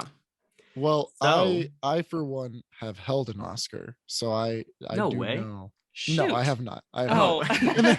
And the thing is, gonna the say. thing is, even if I had, I would not like. I have no sense of like how much things weigh by holding them. Sure. You know, it's like I hold something heavy, and if someone was like, "How much does that weigh?" I'd be like, "A lot." That I don't. You know, I have no idea. Well, fortunately for you, a lot is not one of the answers here, so you don't have to gauge that against the other options. I'm ready. I'm ready. Yeah. Okay, Yeah. Wyatt. Heather talked up this question a lot, so I kind of want to start with you. What did you say? Oh, How much does an no. Oscar weigh? Is it I'm gonna 8.5 say pounds, 10 C. pounds? Sorry, I interrupted. I'm saying C. That's okay. 13 pounds. I love it. Heather, what about you? I'm going with B, 10 pounds. The correct answer is actually A, 8.5 pounds. Dang it. Yeah, which is less than I thought it would be because I Yeah. thought it was like a solid. I thought it was a little statue. heftier. And lots of them Yeah. get on stage and they go, "Oh, these things are heavier than you think they'd be." Yeah. Like 8.5 pounds. Weak. That's nothing. Nothing. That's a. Have you that's a guys ever large held a newborn you're baby with holding. one hand? No, no I one have should. That not. seems really dangerous. I know. Yeah, if you're out there holding babies with one hand, you should Just- use the other hand. I often, when I pick up babies, I just palm the top of their heads and just. Honestly, it feels like a very dad thing to do. Like that's it. That happens. Not maybe hopefully not a newborn. I hope not. I hope not a newborn. Aren't their heads still squishy? You know Don't wanna, some like- terrible fathers. That is. My dad would do that with toddlers. Just palm the top of their head and pick them up. I guess, That maybe yeah. that's just showing how strong my dad is. He's so Oh, strong. wow. So strong. Okay. So strong. Question number 2. What stipulation is given when trying to sell an Oscar award? And this was put in place by the Academy. Answer A, it must be 10 plus years since the award was won. Answer B, selling an Oscar will disqualify the seller from future awards. C, it has to be sold by the original winner of the award. Or D, the Oscar has to be offered to the Academy for $1 before it can be sold. I've got my answer. I think I have mine as well. My answer is going to be A, that it has to be 10 plus years since the award was won. Why? What is your answer? My answer is going to be D. It has to be sold back to the Academy for $1, or it has to be offered back to the Academy for $1. And I don't remember exactly the backstory, but I've heard this story before. So White actually is right. It is the Oscar first has to be offered back to the Academy for $1. And that's because in the 80s or 90s, I don't exactly know the dates, but Steven Spielberg bought some other people's Oscars. And the Ooh. Academy was like, you shouldn't, no, we don't want you to be doing that. And Yeah. so they like bought them back from Spielberg and then put this rule in place that if you want to sell your Oscar, the Academy first has to pass up on buying it for $1. I think it's so funny that out of all people buying Oscars, it's him. Steven Like, it's Spielberg. not like Spielberg, some yeah. little director that's never made anything good. Like he's, Or even like a collector, like it's, Right, it's right. someone who like has won his own Yeah. Oscars. Yeah. He just wants some more. Yeah, I guess he does. All right. Question number 3. Who has hosted the Oscars or co-hosted the most times? Is it A, Billy Crystal, B, Bob Hope, C, Johnny Carson, or D, Whoopi Goldberg? So one note about these answers, all 4 of these people have hosted the Oscars multiple times, and they are 4 of the most hosted or most common hosts of the Oscars. Are they the top 4? I believe they're one of them is tied for 4th with someone else. Okay. So, but ABCD felt better than ABCDE. So Sure. plus it was just going to be another wrong answer I was throwing in there. So I didn't want to do that to you. But Okay, I think I've got my answer. okay. Heather. Yeah, I have mine as well. All right. Wyatt, let's start with you. I actually think it's D, Whoopi Goldberg. Oh, Heather? I'm going to go with A, Billy Crystal. Okay. Do either of you have... So both of those are the wrong answer. No! The answer actually is Bob Hope. Oh. Who has hosted the Oscars a lot of times. Do either of you have a guess how many times he's hosted the Oscars? I'm going to say 11 times. He hosted the Oscars 18 times. Oh my goodness. Blows me away. Yeah. One place said 19, and so I'm curious why there's a discrepancy there, but I looked a few different places and everywhere else said 18, so that's what I'm gonna go with. Billy Crystal has hosted 9 times. He's second most ever. And then Johnny Carson was 5, and Whoopi Goldberg has hosted 4 times. Wow. So yeah, which 18. just is That is wild to me. 20% of amazing. all Oscars. Yeah, isn't that insane? Yeah. That Bob Hope just kept coming back. I don't know. It's a good gig. Yeah, I guess so. All right. So this is question number 4. The first Oscars was held on May 16th, 1929. How much was a ticket to the first Academy Award ceremony? I'll give you another piece of, data. They only sold 250 tickets to the first Oscars. And that was on purpose. They sold out. They just meant to sell 250. Okay, I've got my Is it answer. is it A, $1, B, $5, C, $7.50, or D, $10? Oh, I'm ready as well. I'm going to go with B, $5. That is also my answer. B, $5. That is correct. Let's go. It's the cost of a vintage Subway footlong. Yes, which I don't know how much it costs to go to the Oscars now, but I'm guessing more than $5. Maybe it's an invite only. I don't Can you think pay? it's really a ticket thing. Yeah, I feel like it's an invite only sort of thing. Right. But Yeah. yeah, which is interesting to me that it originally wasn't, but I don't know. Yeah. I don't know all the backstory on that. Okay, this was a fun one. Question number 5. There's only been one person ever named Oscar who won an Oscar. Who was it? Is it A, Oscar Hammerstein II, B, Oscar Isaac, C, Oscar Nunez, or D, Oscar Peterson? And I have an answer. This guy actually won 2 Oscars. Yeah, both for the same thing, though, just in different years. Yeah. Okay, I think I've got it. I do as well, but it Okay. is for no particular reason. Total guess. Oh, yeah. Heather, do you want to start us off then? Yeah, I'm going to go with A, Oscar Hammerstein II. Wyatt? I'm also going with A. A is the correct answer. Oscar Let's go. Hammerstein, famous as part of the duo Rodgers Rodgers and and Hammerstein? Hammerstein. Yes. He won 2 Oscars, one in 1942 for an original song in the movie Lady Be Good, and then again 4 years later in the for another Best Original Song in 1946 for the movie State Fair. I don't know what songs they were, and I have not seen those movies, but I thought it was interesting. Yeah. Way to go, Oscar.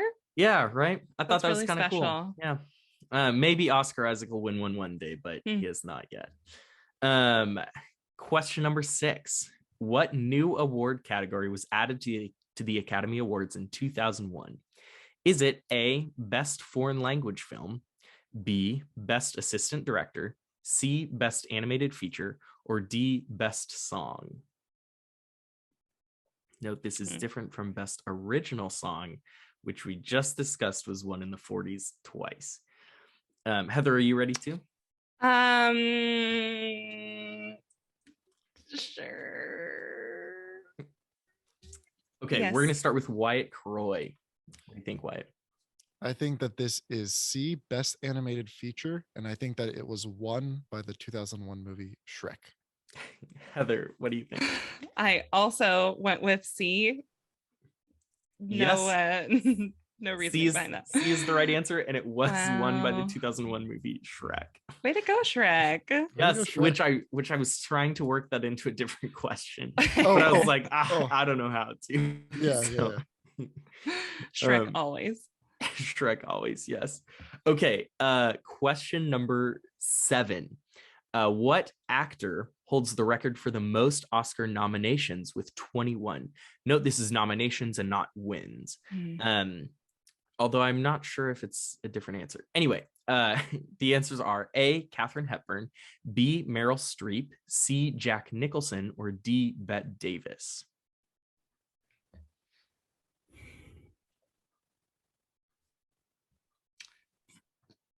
I'm ready. Wyatt? I'm ready. Okay. Heather, who do you think? I'm going to go with the Queen, Meryl Streep. B. Wyatt? I'm also going with B, Meryl Streep. Although, if I'm correct, the most number of wins has actually gone to answer A, Katharine Hepburn. Yes. So question B is correct. It is Meryl Streep. She does have the most Oscar nominations. Wyatt, I can't actually speak to if she has the most wins or not. But I thought it was kind of fun. All four of these answers at one point had the most Oscar nominations or were tied for it. So Bette Davis had it. That was broken by Katharine Hepburn that Jack Nicholson then tied. They both have 12 nominations. And then Meryl Streep has 21. So she's kind of blown all three of them out of the water. Crazy. I believe Bette Davis has 8 nominations. Okay. That's still so many. So many, yes. And not all for like best leading actor, actress, but yeah, so many nominations. Oh. Yeah. Way to go, Meryl. Yes. We love a good Meryl Streep achievement. And is she nominated for something in Don't Look Up this year? She is not. No. Okay. Thank goodness. Oh my goodness. That'd just be so sacrilegious. Well, she is in Oscar nominated Don't Look Up. True. She does have that to her name. Yep. Thanks for giving her that shout out. She really needs it. I just want to help out this young struggling actress. Yeah. Trying to make her way in the world. It's a tough industry out there. Hey guys, how's it going? My name is Chris Henry, and the movie that I hope wins Best Picture this year would be Licorice Pizza. I think it is a movie that was made just technically perfectly and written so fantastically. Paul Thomas Anderson is so good at taking these characters that are coming from hard times and having them work hard to make the best of what they have. And he does so in such a humanistic and comedic way. And I think his comedy is just so brilliant. He never, asks for a laugh. There's never a wink at the end. It just comes off so natural. And it was so fun to watch. I also had the honor of working on that project. I had been out of work for 8 months because of COVID, and it was the first project coming out of COVID that I got to work on. And it was just so fun to be on that set and watch Paul work and learn from how he worked. He was just so involved in every department, often was operating the camera, very particular, but just so kind in everything he did. So I did do health and safety on that project. And it was just so fun to be there, and such a great crew, and I'm honored to have been part of that project. So my vote may be a little biased, but I am hoping for Licorice Pizza. Welcome back from the break. So we are moving on to question number, question 8. And we're going to do a couple of questions about Oscars speeches. So the score is currently a very close game. Heather has 4 points and Wyatt has 5. So it's anybody's game. A whole lot of trivia still to be played. Coming for you, Croy. That's right. I like that attitude. Okay. Question number 8. What actor is this in her 1985 Oscar speech for Best Actress? And I can't deny the fact that you like me. Right now, you like me.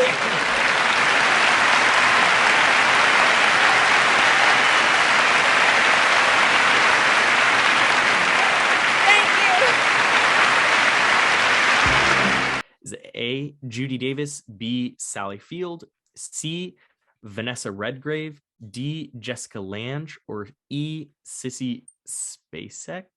Heather. That is the magnificent Sally Field. Wyatt?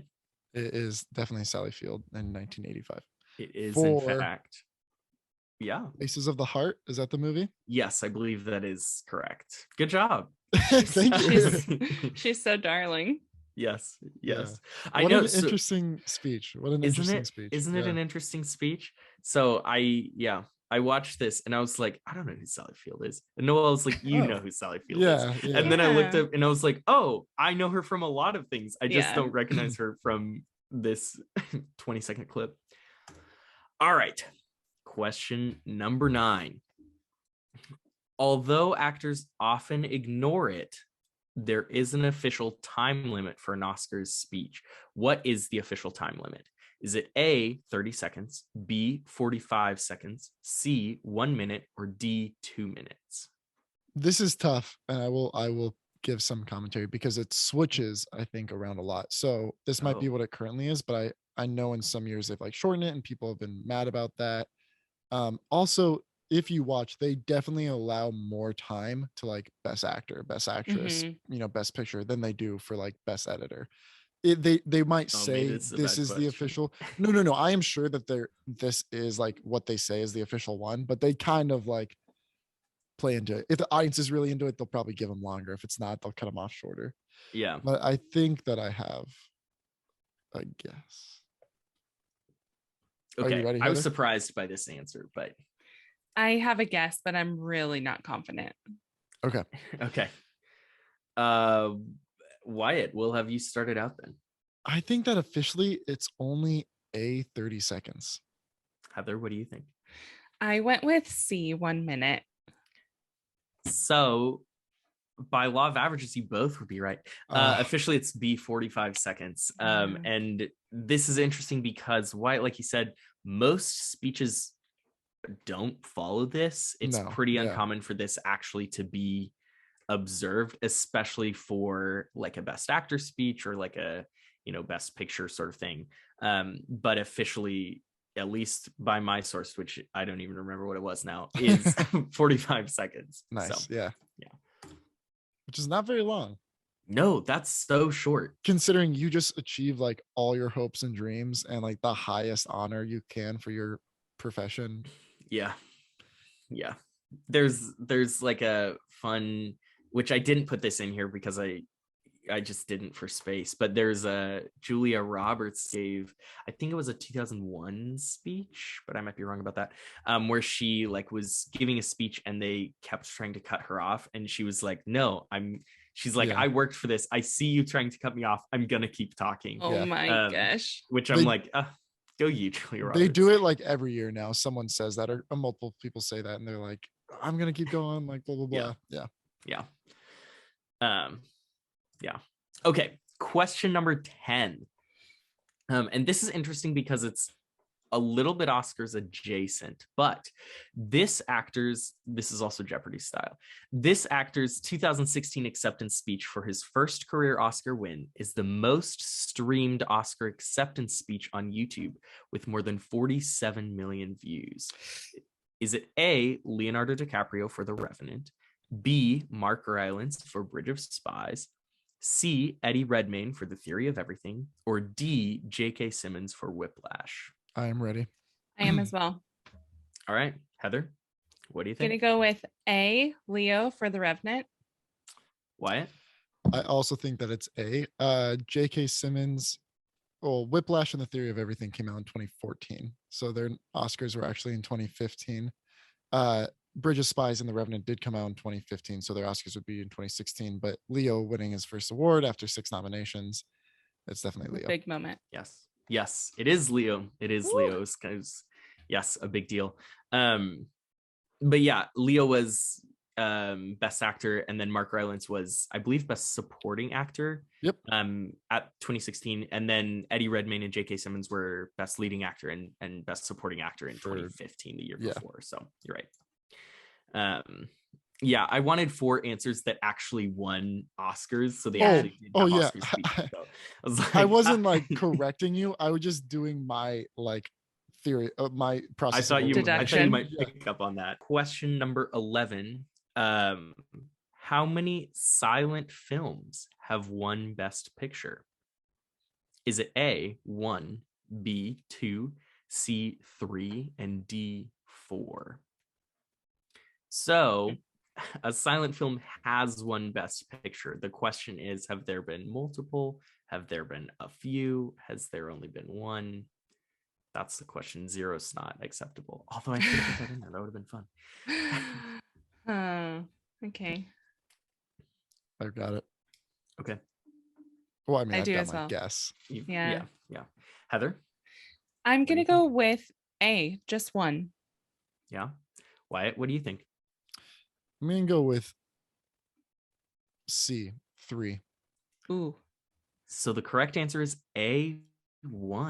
The only silent film to have won Picture is The Wings, R. which was the very first Best Picture winner.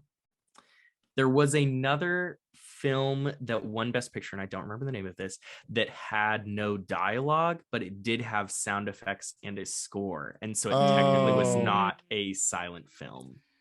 Yeah. So that might have tripped you up. Technicality. Yeah. Because I was gonna say, I know Wings obviously is the first one, and that was silent, and then The Artist won in 2011, and that was a silent film. It was like a big deal because it was a silent film, even though it was 2011. But I guess they don't count it as a silent film. So then I kind of made a guess that there's one more out there. Yeah. Darn. Yeah. Wow. The I just Artist, want that to. was the name of it, right? I just want to take a moment to point out that we're currently tied because I don't know that I'll have this moment ever again. So I just want to put it out there. We're currently tied. That's great, Heather. Well 7-7. done. Well done. Thank you so much. Okay, question 12. What was the first sequel movie to win the Best Picture award? Was it A, The Bells of St. Mary in 1936, B, The Godfather Part 2, 1974, C, The Godfather Part 3 in 1990, or D, The Lord of the Rings, The Return of the King? I have an answer. I have an answer as well. Yeah. Okay. Wyatt, So what do you think? my answer is based off the fact that I don't know the movies The Bells of St. Mary. So I don't know if that won or if it was a sequel or anything about it. However, I do know that The Godfather Part 2, the first movie to ever put a number indicating it's the second in its title, won in 1974 Best Picture. So I'm going to put Godfather Part 2 B. Okay. Heather? Well, I chose D, Lord of the Rings, The Return of the King, which has won, yes? It has It did win Best Okay. Picture. Yes. Okay. So the correct answer is The Godfather 2 in 1974. The Bells of St. Mary is a sequel, and it was nominated for Best Picture, but it did not win. The Godfather Part 3 also was nominated for Best Picture, but also did not win. The only two sequels that have ever won Best Picture are The Godfather Part 2 and The Lord of the Rings, The Return of the King. Wow. Yeah. Which were the two ones that you guessed. So kudos on that, even though Way to you go. picked the wrong of the two. But I picked the wrong one. Well, I'm really happy that I celebrated our tie when it was happening. That's right. That's right. Okay, question number 13. What was the first color film to win Best Picture? Is it A, Gone with the Wind, B, The Life of Emily Zola, C, The Great Ziegfeld, or D, Mutiny on the Bounty? I didn't put the years with this, but maybe I should have. I have no idea, so I just have a guess. Gone with the Wind. Did you already choose your guess? Yeah, I Heather? did. Okay. Are you about to No. tell I me don't- why my guess is probably I don't know wrong? the answer. Gone with the Wind did win. That was 1939, so it would have been 1940s Oscars. So my guess is purely based on, do I think that any of these other movies, one won Best Picture and two preceded it? I'm just going to go with a yes. C, The Great Ziegfeld. Okay, Heather? I went with A, Gone with the Wind. Great. So the correct answer is A, Gone with the Wind. Heck Why yeah. it's a little bit tricky because all three of these other films did win Best Picture and did precede Gone with the Wind, but they were all black and white. Ooh. Oh, yeah. Okay. You would know that if you, I don't know, had seen them. That's true. That is Which very I true. have not. So I would like to can't- say, showing us colored posters. I know, it kind of threw you It's off. very That was tricky. the goal. Okay. Also, I don't know. Don't look now, but we're tied again, Heather. We are tied. Okay. Question number 14. What was the first foreign language film to win Best Picture? Was it Amour in 2012, Grand Illusion in 1938, The Postman in 1995, or Parasite in 2019? And all 4 of these posters are in their original language, which is kind of fun. So obviously Parasite won. However, did something win before that is the ultimate question. And if so, at what decade would the Academy have been willing? I don't know. For some reason, I'm feeling The Postman. So I'm actually pretty confident on this question, but I knew that if Heather saw that I was fairly confident, she'd be clued into that. I think that it is Parasite because it's like the one that we would have. Obviously, it wasn't Amour, and she would know if Amour won in 2012. I may be wrong, but I'm almost positive that it's D, Parasite. The correct answer is D, Parasite. Yeah. 2019, the first so foreign annoying. language film to win Best Picture. Yeah. I just knew that if I was like, oh, I got it, she would be like, yeah, it's Parasite. Well, that's really frustrating, and I wish you would have done it. Why it's playing some real like mind games here. He is. I literally, for those watching, go back and watch me. Like, I'm like squinting and like looking around, like literally scratching my beard. Like, It's like, It was wow, real he also convincing. is. I don't know He what's also happening. is so conflicted. All right. Question number 15. So there are 4 movies in front of you. All 4 won double-digit Oscars. 3 of them won 11 Oscars and are tied for the most Oscars for a single movie. One of them only won 10 Oscars. Which one was it that only won 10? Is it A, West Side Story, 1961, B, Ben-Hur, 1959, C, Titanic, 1997, or D, The Lord of the Rings, Return of the King, 2003? Got my answer. I'll be up front this time. I've got my answer. I have my answer, but All Okay, Wyatt, you're very confident in this one, it seems. A, West Side Story. Okay, Heather, what do you think? I chose D, Lord of the Rings, Return of the King. Man, you keep picking that. I So know. the correct answer is A, West Side Story. Of course it is. Yeah, which I don't know. I debated whether or not I was going to put this question in because it pitches winning 10 Oscars as being a disappointment, Right. which is a little bit weird, Yeah. but it is West Side Story, only won 10, where the other 3 all won 11. Yeah, which is wild. That's so many Oscars. It is. Really falling behind. Are you behind by like 1, 2? 2, I think. You're behind by 2, yeah. Okay, so this is also about foreign language film. What country has the most foreign language film Oscar nominations? Is it A, Italy, B, France, C, Japan, or D, South Korea? This is tough because it's nominations, not wins. Yeah. I certainly think 2 of these 4 countries I know for a fact have won many more of the category, but I don't know if that means they have less nominations per se. I think that out of the 2 main movements that we see out of France and Italy, which have you already chosen your answer, Heather? I have, yeah. Okay, I'm just discussing for the audience. Italian neorealism and French New Wave are kind of the 2 that come to mind. French New Wave being more punk, maybe less Oscars friendly. So I'm going to go with A, Italy.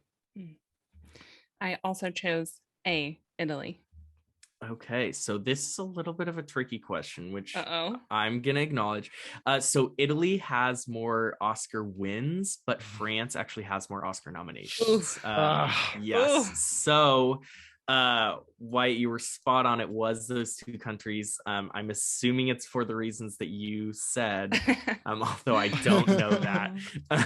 But it is France has more Oscar nominations than Italy does. Hi, my name is Hudson Young, and I think Belfast should win Best Picture for many reasons. For one, the cast is phenomenal. 2, story is amazing. 3, cinematography is very, very good. And it just tells a great story of innocence and hardship and love and family, with a great kind of historic background in the movie. And so I just think the cast, the crew, really pull a lot of heartstrings, even for those who aren't connected with what happened in 1960 in Ireland. It pulls on a lot of heartstrings of family life, and what it is like to go through a hardship as a city, as a nation, and as a family as well. So I think Belfast will do very good. It has been doing very good with reviews, with audience scores, and I see it going all the way to win Best Picture. So this one doesn't exactly have questions to read. So if you're just listening to this in the background or something, I don't exactly know why you'd be doing that for this section, because You should hop onto YouTube and watch our Oscars special.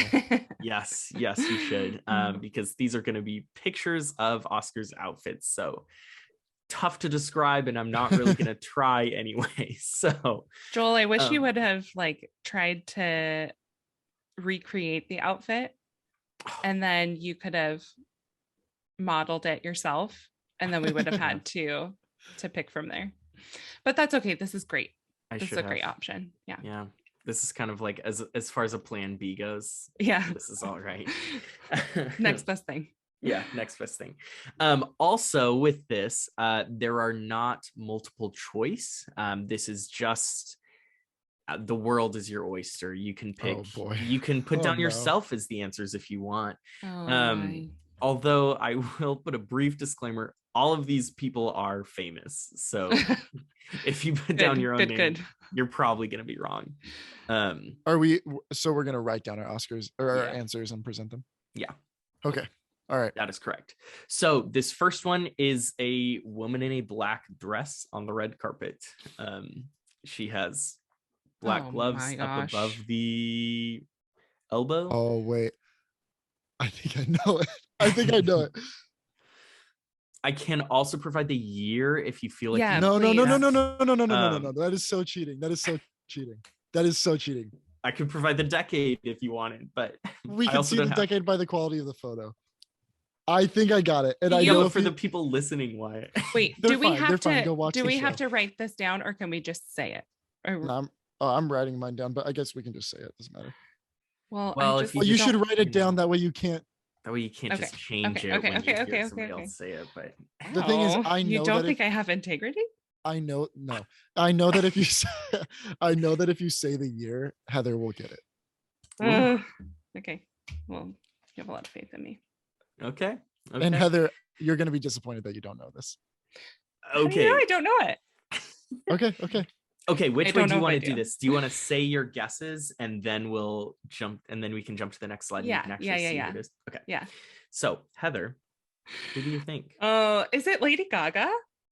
Wyatt, what do you think? I also put Lady Gaga. So if you jump to the next slide, it is in fact Lady Gaga. This is 2019 for A Star Is Born. Yeah. I just remember I don't even remember like the red carpet or anything, but the performance on stage. Mm-hmm.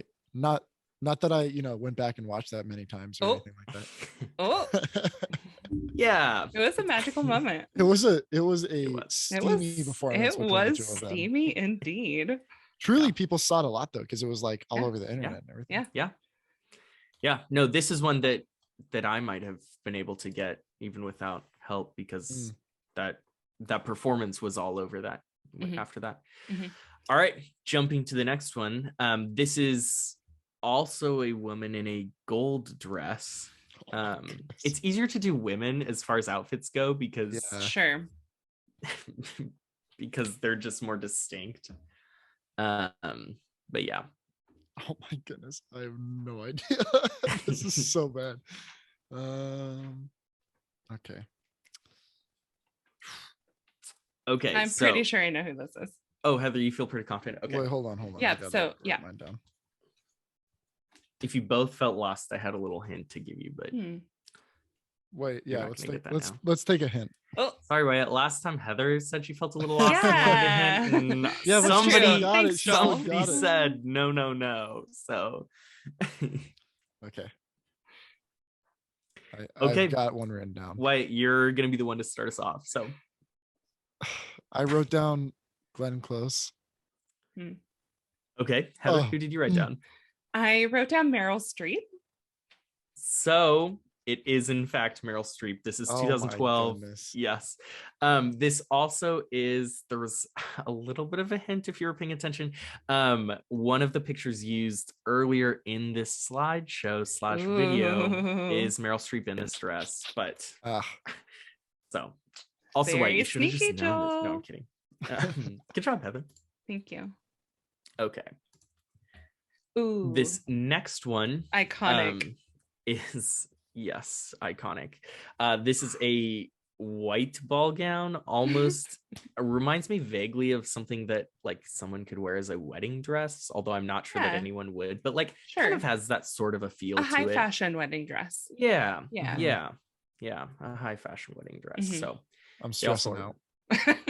Oh wait, I think I know it. I feel like you Ooh. should know this. Yes. Oh yes, yes, I yes, feel yes, like you yes. should know this too, Wyatt.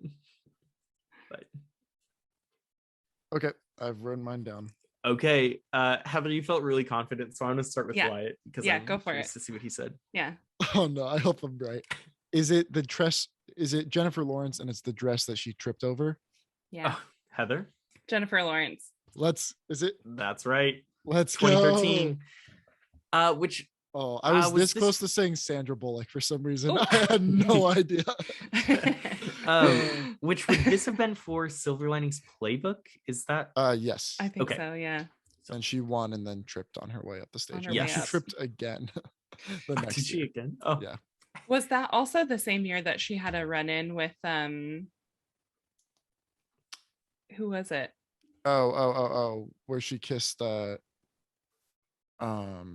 De Niro? what? No. We're thinking of different things. Oh, I don't know what you're talking about then. okay. It was in an interview. Someone came up from behind her and was like Oh, celebrating. yeah. Jack Nicholson. Hope you got a fan here. No politics, Jack, no? George. What about If you want to talk you're in politics, we jail, can. son. It's such a beautiful job. Thank Don't mean to you. crush you. You're Yeah, you're being really rude.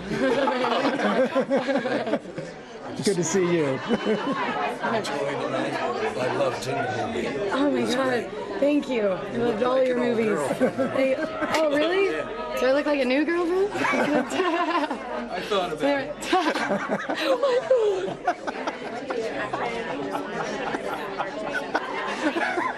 Is he still here? I'll be waiting. Oh my god. okay. Jumping ahead to the next Oscars outfit. This is a more pink dress. Yes. Correct. She also has some sort of cool jewelry on her wrist, some bracelet, and a necklace. So yes. Also on the red carpet. So observant, Joel. You know, what can I say? She looks like she's ready for prom. Oh my Kinda gosh. does. Yeah. Okay, I've got Kinda does. just a complete guess. Heather, do you know this one? I think I do. Oh Yeah. my goodness, that's insane. Okay. Okay, Heather, who do you think it is? Is it Gwyneth Paltrow? Wyatt, what do you think? I put Gwyneth Paltrow for Shakespeare in Love. Is it really her? This is Let's Gwyneth go! Paltrow, 1999. Is that Shakespeare in It's Love? Shakespeare in Love. Oh my Wow. goodness. I'm that so is upset amazing. that you got that. Yes. Yes, it is. Yes, it is. Is that the only Oscar that she's won? That is, right? It is, yeah. Okay. That's what I thought. Thankfully. Yeah. Way to go, Gwenny. Yeah. Oh. Okay. This next one, I No. figured we had to have some men in here. No. So, this is a man in a suit. Joel. Holding an Oscar though, so you know that he won. This one is tough. I mostly thought it was funny. Okay. You have something, Wyatt? I have something written down. Oh my Wow. gosh. You do know that it's a man who has won an Oscar, so that Okay. does narrow it down a little Well, And does look at the it, quality though? of the quality of the photo. I Look at the color know. of his hands. I know. bit. That's true. That's true. So many indicators. Oh. Look at All the of measurement you. of that chest. a few indicators why. All of these things are no, that's wrong. I don't. Oh, I wrote something down, but it's just Okay, wrong. what? I think it's Leo. I think Leonardo DiCaprio. Yeah, Heather. I wrote down Jared Leto. Why it is Leonardo Oh DiCaprio. my gosh. I am pretty sure that I've seen this exact photo before, like just on the internet or somewhere. Let's go. I am killing it. I am so surprised. I am so impressed that you got that. I so upset. did not think anyone was gonna. I tried to pick the most generic looking photo Scared. of a man in a suit. Oh man, It's the way that he's holding it with his hand. I know I've seen that photo before. Wow. I'm very impressed. I would have had no idea. I probably would have written Leo though, because I like him. But okay, moving on to the next one. Oh. Yes. So this is a, I don't know. Is sheer the right word? A more It is. translucent dress.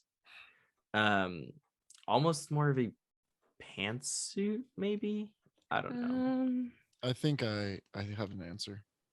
Yeah, it's form-fitting with a long, it looks like it could probably be some sort of scarf sort of deal, but or a shawl maybe, I don't know. But this is tough because I won't say. Heather, do you have an answer? No, I have no idea. Oh, oh boy.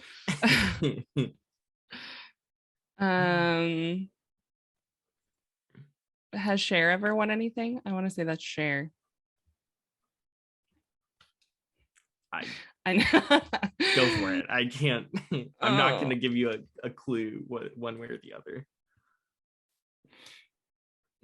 All right, Heather, take your guess. All right, Heather. I Put some down. have no idea. I'll say Cher. Okay, Right. a couple things that went into this. Okay. It's kind of interesting guessing skin color here because it is a darkly lit photo and they obviously use flash and that can change, but it does look like a darker skin tone. Quality of the photo looks at most late 80s with a nice, or at like oldest late 80s with a nice camera up until mid 90s.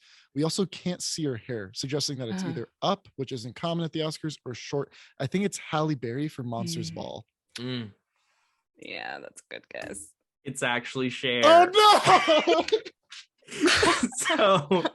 So why there is Halle Berry did wear a dress that kind of is similar to this. It was It's a different green. color, but it kind of it is a similar style to this. Are you kidding me? A little later, but it is Cher in 1988. The funny thing is, the first thought I had was when you were like, "Is this called sheer?" I was like, "Is it Cher?" No, I didn't even think about that. Yes, so this is Cher. I'm That makes not me sure so what she happy. won for. I don't know. It was oh my goodness. I'm not gonna think of it, but I know it. That let me pull it sucks. up real Oh quick. my gosh. It's funny because there was a question with our round with Max earlier in the episode where I went into like great detail to try to explain it, and I like got it wrong too. And I think it was like the same thing where Heather had it right. Oh, that's so frustrating. She won Best Actress for Moonstruck. Oh, Moonstruck, of course. Way to go, Cher. Yeah, good on Cher. Good. I think we have one more. I think this is our last one. So what's the Also score before iconic. this? What's our score? Oh, it is. I might have lost track, but I am up by 1 in terms of my score. Don't worry, at the end of the game, we'll tally it up and put it on the screen if I'm wrong. But as of right now, I think it's Heather has 8 and I have 9. Nope, never That mind. feels pretty low. I think Sorry, that's I wrong. skipped one. Heather has 13. I have 14. Oh, okay. That feels more closer to feels- right. I was better. covering up a line of tally marks. Oh, got it. Got it. I was like, because the last I wrote down was at our last break, which was 7-7, and we haven't done any outfits. So, okay. So this is a woman in a black dress with a leg slit. Is that what that's called? Yeah, I think. absolutely. Yeah. And I have my she's answer. standing with her hand on her I hip. have my answer. It's kind of a guess, but it's kind of not. Yeah. Okay. Wyatt, who's your kind of a guess? I think it's Angelina Jolie. Yeah, Heather? Yeah, Angelina Jolie and the leg scene around the world. That's right. Oh, It is Angelina Jolie. Never even heard of 2012. that. It was just like very striking and intentional, and like I feel like set up women's fashion for these high slits and really putting your leg out there, you know? Yeah, think about like look at that picture. Think about how far her like Her hips are like completely sideways. like her feet are like 5 feet apart. Yeah. She's really striding. Yeah. in Yes. this. Yes. She is. She is.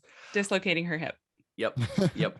Also, in the back of this picture is Yeah, you can see Brad. Pitt. Yeah. Yes. Yeah. Hey, Brad. This is 2012. So were they still together at this point? Yeah. Yeah, they were. I Yeah. think. I think so. I think so too, but I don't exactly know. So, thank you for playing. Oh yeah, we Oscars both got that. 2022 trivia. Yeah. So final score according to my live tally. Again, if I'm wrong, we'll put the right answers up on the screen. We'll fix it. We'll fix it in is post. Me crowned victor with 15 points. Heather right behind me with 14 points. It came down to the wire. Why Disappointed, but if your kind of a guess of Angelina Jolie had been wrong, oh my gosh, it would have been a tie. seriously. Would have been a tie. Honestly, praise the Lord for Cher. Yeah. Seriously, Yeah. Cher really. I had it in the bag before Cher. Cher Yeah. made me nervous. Cher always makes me nervous. Truly. It's kind of what Cher does. Oh man. Okay, well, thanks so much for putting that together for us, Thanks Joel. for We doing that, appreciate it. Joel. Yes. Oh my goodness. I am impressed with your amount of Oscars knowledge. I knew very few of these coming into making this trivia. So you know a lot about movies, both of you. So in the film world, We not just try. movies. I just want to say thank you for making it multiple choice. That was really helpful for me. Yeah, for sure. For sure. Yeah, I it would have think- been tough otherwise. But Yeah. Yeah. All right, Even bud, so, well, some of them were tough. But Any before we go, we've been asking Elliot, any just like predictions for Oscar night? Yeah. Any type of prediction, like something that will happen. any type of prediction, something Just that will a happen. prediction for Oscar night. Wow. You know, I'm feeling kind of spicy tonight. I think Belfast is gonna win Best Picture. Ooh, And that's what I'm gonna go with. There So you go. I Well, also kind of wanted to, so I think it'd be fun. there you go. I really liked that movie, but We nice little plug for Belfast. We haven't revealed yet what we think will win Best Picture, what we think should win Best Picture. That's coming up here in just a few moments. So we'll leave that up to suspense a little longer for our audience. But Joel, thank you so much. We loved having you on. Where can our audiences find more of you and your wonderful voice? Ooh. Well, thank you. If you want more of me and my wonderful voice, I do run a podcast that's not remotely about movies. I run a podcast called Bite-Sized Philosophy. We're on all major streaming platforms, and it's a podcast about the short pitch is it's a podcast about living more intentional lives and living more thoughtfully. Almost all episodes are shorter than 10 minutes. And so the goal is that you're able to listen to it as part of your daily routine, and you don't have to really set aside chunks of it, and you don't have to break up episodes in the middle, that you can kind of jump in and jump out and be able to get through full ideas and full episodes in doing that. So that's the best way to find me. You also can find me on Twitter at Joel Sigrist FF, as in fantasy football. Okay. And I am on Twitter a lot, so Yep. that's another good way to We'll find put links to all of those in the description of the video. And go ahead and follow them. I listen to Bite-Sized Philosophy all the time, and it is lovely. It's perfect size for your drive to work. Even if you don't like have a long commute, I drive probably 6 minutes to work, and I can get through most episodes in that time. It's great. Yeah, a lot of episodes are 6 to 8 minutes because I started the podcast when I was a college student, and that was my walk to class. And so I would try and have episodes that were short enough that I could listen to them in my walk to class, so that I could listen to myself talk to them. And if you're watching this, you probably are a fan of our podcast, and that is kind of the opposite of what Heather and I do. Our episodes are quite long. So How long can we if make you're like, this hey, episode? let's go for a different change of pace. Yeah. And check out Bite-Sized Philosophy. Yeah. All right. Thank you so much again, Joel. It was a blast. Yeah. Thanks for having me on. Had a great time. Bye, Joel. Bye. Bye. Well, everyone, this is the moment I'm sure you have all been waiting for. It's certainly the moment that we have been waiting for, have been building up to over the past year. We are going to give you our predictions for this year's Oscar winners, both who we think the Academy will pick, as well as who we personally would pick if that's different than what we think the Academy will pick. Starting off first with the category of actor in the best supporting role, we actually think that tonight Troy Kotsur for Coda is going to walk home with the award. It's a very lovable performance as the dad in that movie. Just a warm performance, and we think that he's going to kind of come away with it as a little bit of an underdog story, really. So really cool for him. We're excited for him if that is the case, which we predict it will be. However, our pick, we would give it to Cody Smith-McPhee for Power of the Dog. Just a mesmerizing performance in a film of already so many great performances. A young actor does a phenomenal job, really carries the tone and the story in ways that you don't even really fully understand until the end of the film, and just does a phenomenal job with that. So we would give it to Cody Smith-McPhee, but we believe it's going to go to Troy Kotsur for Coda. Yeah, it's exciting. The next category is for costume design, and we believe that this award will go to Cruella. Cruella was a lot of fun, very stylized in its costumes. The movie itself is kind of centered around this theme of fashion and breaking the mold, and it has a very punk style, which is kind of fun.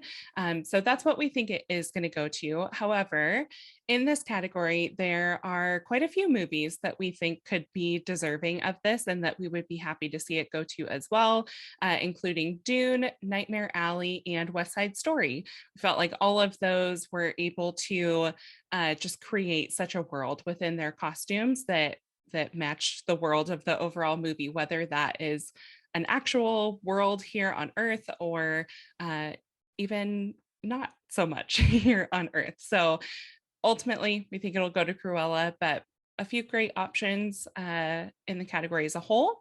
The next one is for makeup and hairstyling, and we believe that this award should and will go to The Eyes of Tammy Faye. The way that they were really able to adapt Jessica Chastain to the role of Tammy Faye was just really impressive. And we think that is what will take home the award in that category. Great. Next up, we have International Feature Film. Now, Drive My Car is nominated for Best Picture, so it's a pretty surefire bet that it will win International Feature Film. And that's great. It's plenty deserving. It's a wonderful movie. However, here at Two Takes, we'd actually give the award to Norway's The Worst Person in the World. Actually, pretty recently had the pleasure of viewing this film, and it is absolutely fantastic. Some of the best writing I've had the pleasure of seeing in a long time, and just an energetic, engaging film. I would give it to that. We would give it to that. However, we do think that Drive My Car will take it home later tonight. Yeah.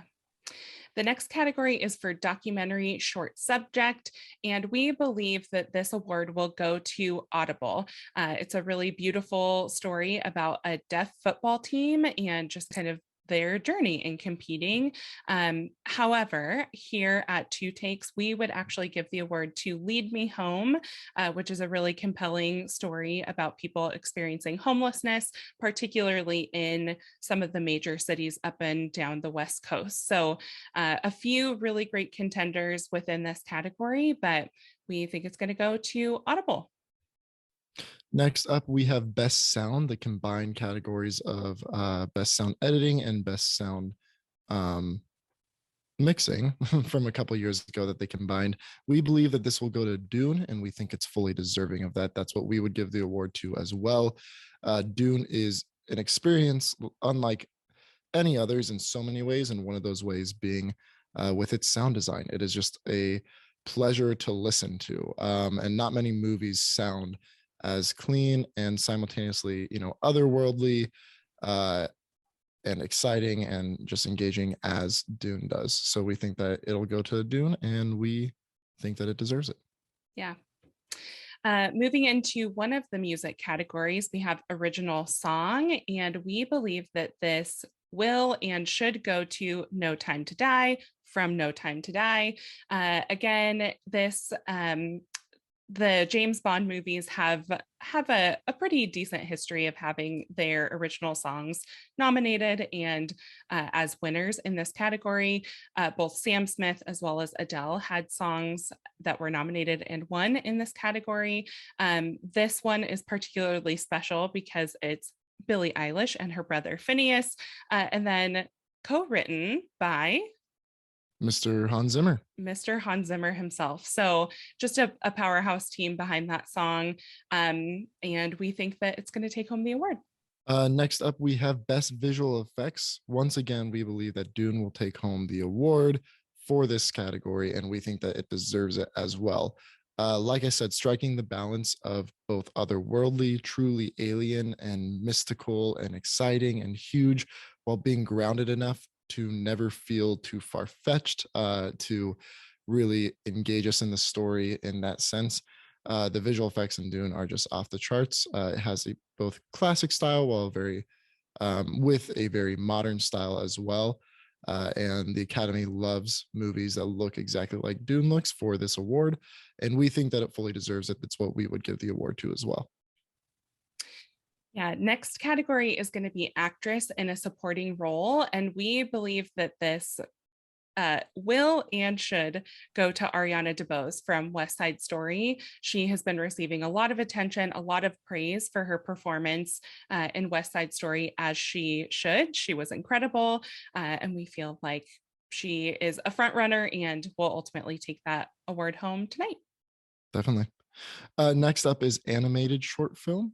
We think this is going to go to Robin Robin. It's from Aardman Animation, the people behind Wallace and Gromit and Shaun the Sheep. They have a great track record with the Academy, both in their feature length and short animated films. And to be fair, their animation, their stop motion style is absolutely beautiful.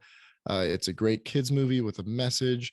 It's fun and exciting, and I think that it definitely deserves the award. However, at Two Takes, we would actually give it to Bestia from Chile. This short film is not for everyone. It's certainly dark and very, very challenging. But I thought that it was one of the most unique viewing experiences I had all year. And that's coming from a movie that's only 14 minutes long. It had one of the most daring narrative rug pulls that I've seen in a long time, as well as coupled by, a very unique and beautiful style of animation, stop motion as well. I think that as a piece of art, while very dark and challenging, and again, not for everyone, I would definitely look into the film before you seek it out. I think that it deserves the award for Best Animated Short Film. Continuing on with the theme of animation, we come to animated feature film, and we believe that this award will go to Encanto. Encanto is one that when we reviewed it, we enjoyed it, but I certainly did not think that it would catch on and catch as much attention as it has, particularly in the last even month or two. So we feel like that is a strong contender to take home the award. However, we here at Two Takes believe that it should go to the Mitchells versus the Machines. If you listen to our episode when we reviewed that, we raved about it, and I continue to rave about it to anyone who will listen, because it was just such a blast of an animated film this year. So ultimately, we think Encanto will take it, but always big fans of the Mitchells versus the Machines. Definitely. Next up, we have production design. Once again, we think that this award will go to Dune. And, if there's going to be one major technical sweep of the Oscars, that will be Dune. Expect it to probably come up a little short in some of the major categories, but pick up a ton of the technical categories, if not all of them, including production design. And it's very much deserved, like with the sound, like with the visual effects. It simultaneously feels grounded enough to connect us to the story while portraying this very much alien and otherworldly world that they live in, multiple worlds that they live in. And it's just absolutely fantastic. We agree that it deserves it. However, we'd love to see it go at Two Takes. We'd love to see it go to Nightmare Alley. Nightmare Alley just has a fun, fantastical production design of kind of gothic circus settings to hazy, sleazy 1940s New York, then back to more gothic stylings of like rich mansions and just beautiful sets, and really, really captures the tone of the film throughout, and kind of the circular nature of the story super, super well through its production design. I love it. It's busier than Dune. It's more closed off and compact. I really like that. Sometimes the Academy Awards movies like that. So who knows? But we do think kind of the more vast, elegant landscape type structures that are found in Dune will take home the award. Yeah, moving on to the next category, it is cinematography, and we believe that it will and should go to Dune once again. I remember watching Dune and just being blown away by how beautiful they could make sand and just the landscape of the planet. So we believe that it'll go to Dune. There were a couple other films in this category that are also, yeah, beautiful and so well done, but Dune is our winner. Dune will take it. Speaking of Dune taking it, the next category is film editing, best film editing. We believe that this will go to Dune, and we do think that Dune deserves it. There's so many great editing movies in this category nominated, but Dune just has this larger than life scale to it, and so much going on. There are so many moving parts and elements of Dune. There are massive action set pieces, there's close-up swordplay, there's dramatic pieces between character, there's more open landscape shots, and yet no matter how many different cuts, no matter how many different changes of scenery are going on, it moves so smoothly and so elegantly. And that's what great editing does. It ties together a massive story like that with so many moving parts in a way that you don't even notice editing is happening. It's seamless, some might say flawless, and it provides, it furthers the story in the way that only film editing can. So we believe that it will go to Dune, and it's much deserved. The next category is for documentary feature, and we believe that this will go to Summer of Soul, or When the Revolution Could Not Be Televised. This is, of course, Questlove's directorial debut, and just a really exciting portrayal of this music festival that happened back in the 60s that we just didn't really get to hear about. However, in this category, we here at Two Takes think that it should go to Flea. Flea was just a really stunning animated documentary. And although we don't think it's getting quite as much attention as Summer of Soul, that would be our pick. Next up, we have the category of Best Original Score. We actually think this will go once again to Dune, scored by Hans Zimmer. This is actually Zimmer's 13th nomination. He won for his second ever nomination back in 1994. He won for The Lion King. And although he's been nominated now 11 times since, he's yet to claim any of those prizes. I love Hans Zimmer. I love the score for Dune. And I think that it'll be well deserved if he does walk away with the award later tonight. There's actually so many, a half a dozen of his nominated works, and even non-nominated works from the past 20 years or so, where I personally think he should have won the award and didn't. So I hate to do this to him because I do love him, but I actually think that the award this year should go to Johnny Greenwood for his score of Power of the Dog. Greenwood alone should be nominated for just an outstanding year. He scored this, as well as Spencer and Licorice Pizza, 3 amazing films. Truly, Spencer especially could have been nominated for this award as well. I'm honestly somewhat surprised that it was not.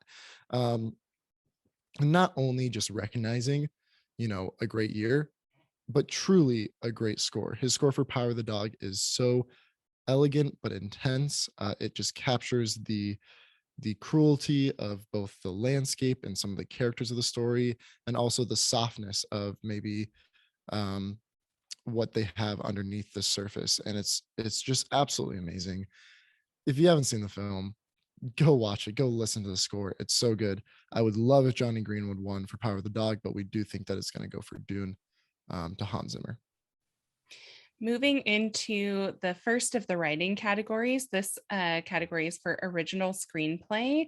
And although there are some great movies in this category, we believe that it will and should go to Licorice Pizza, written by Paul Thomas Anderson. Yeah, writer-director Paul Thomas Anderson is an Oscars favorite, especially with his writing nominations. They always nominate his films for good reason. He's a terrific writer. The film has met some controversy with its release and its reception, and he hasn't handled it in the most perfect ways and might have kind of shot the movie's chances in the foot. However, we think that given the competition it's up against, its writing is still strong enough and just really a knockout script that it will take home the award. And we definitely think that it deserves it. Yeah. Next up, we have writing adapted screenplay.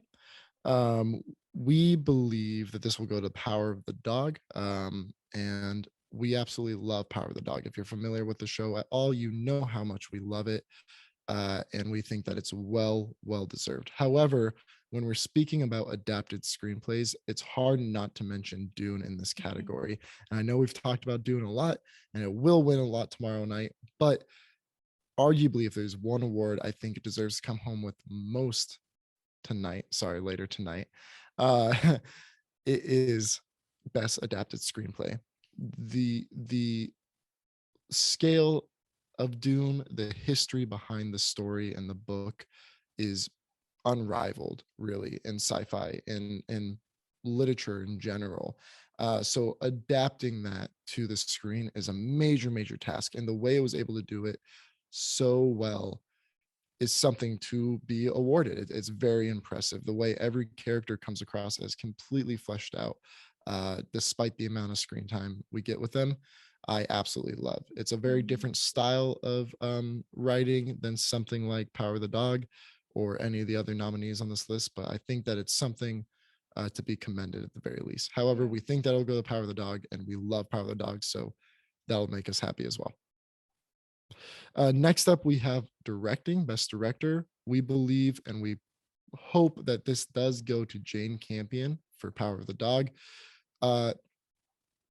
Her presence as a director is so wholly and completely felt in every second, every frame, every inch of every frame in this movie.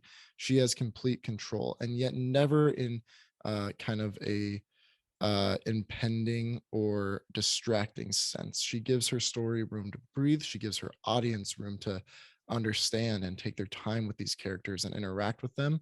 And most importantly, she gives her actors and characters space to really flesh themselves out and kind of go through this change in front of our eyes.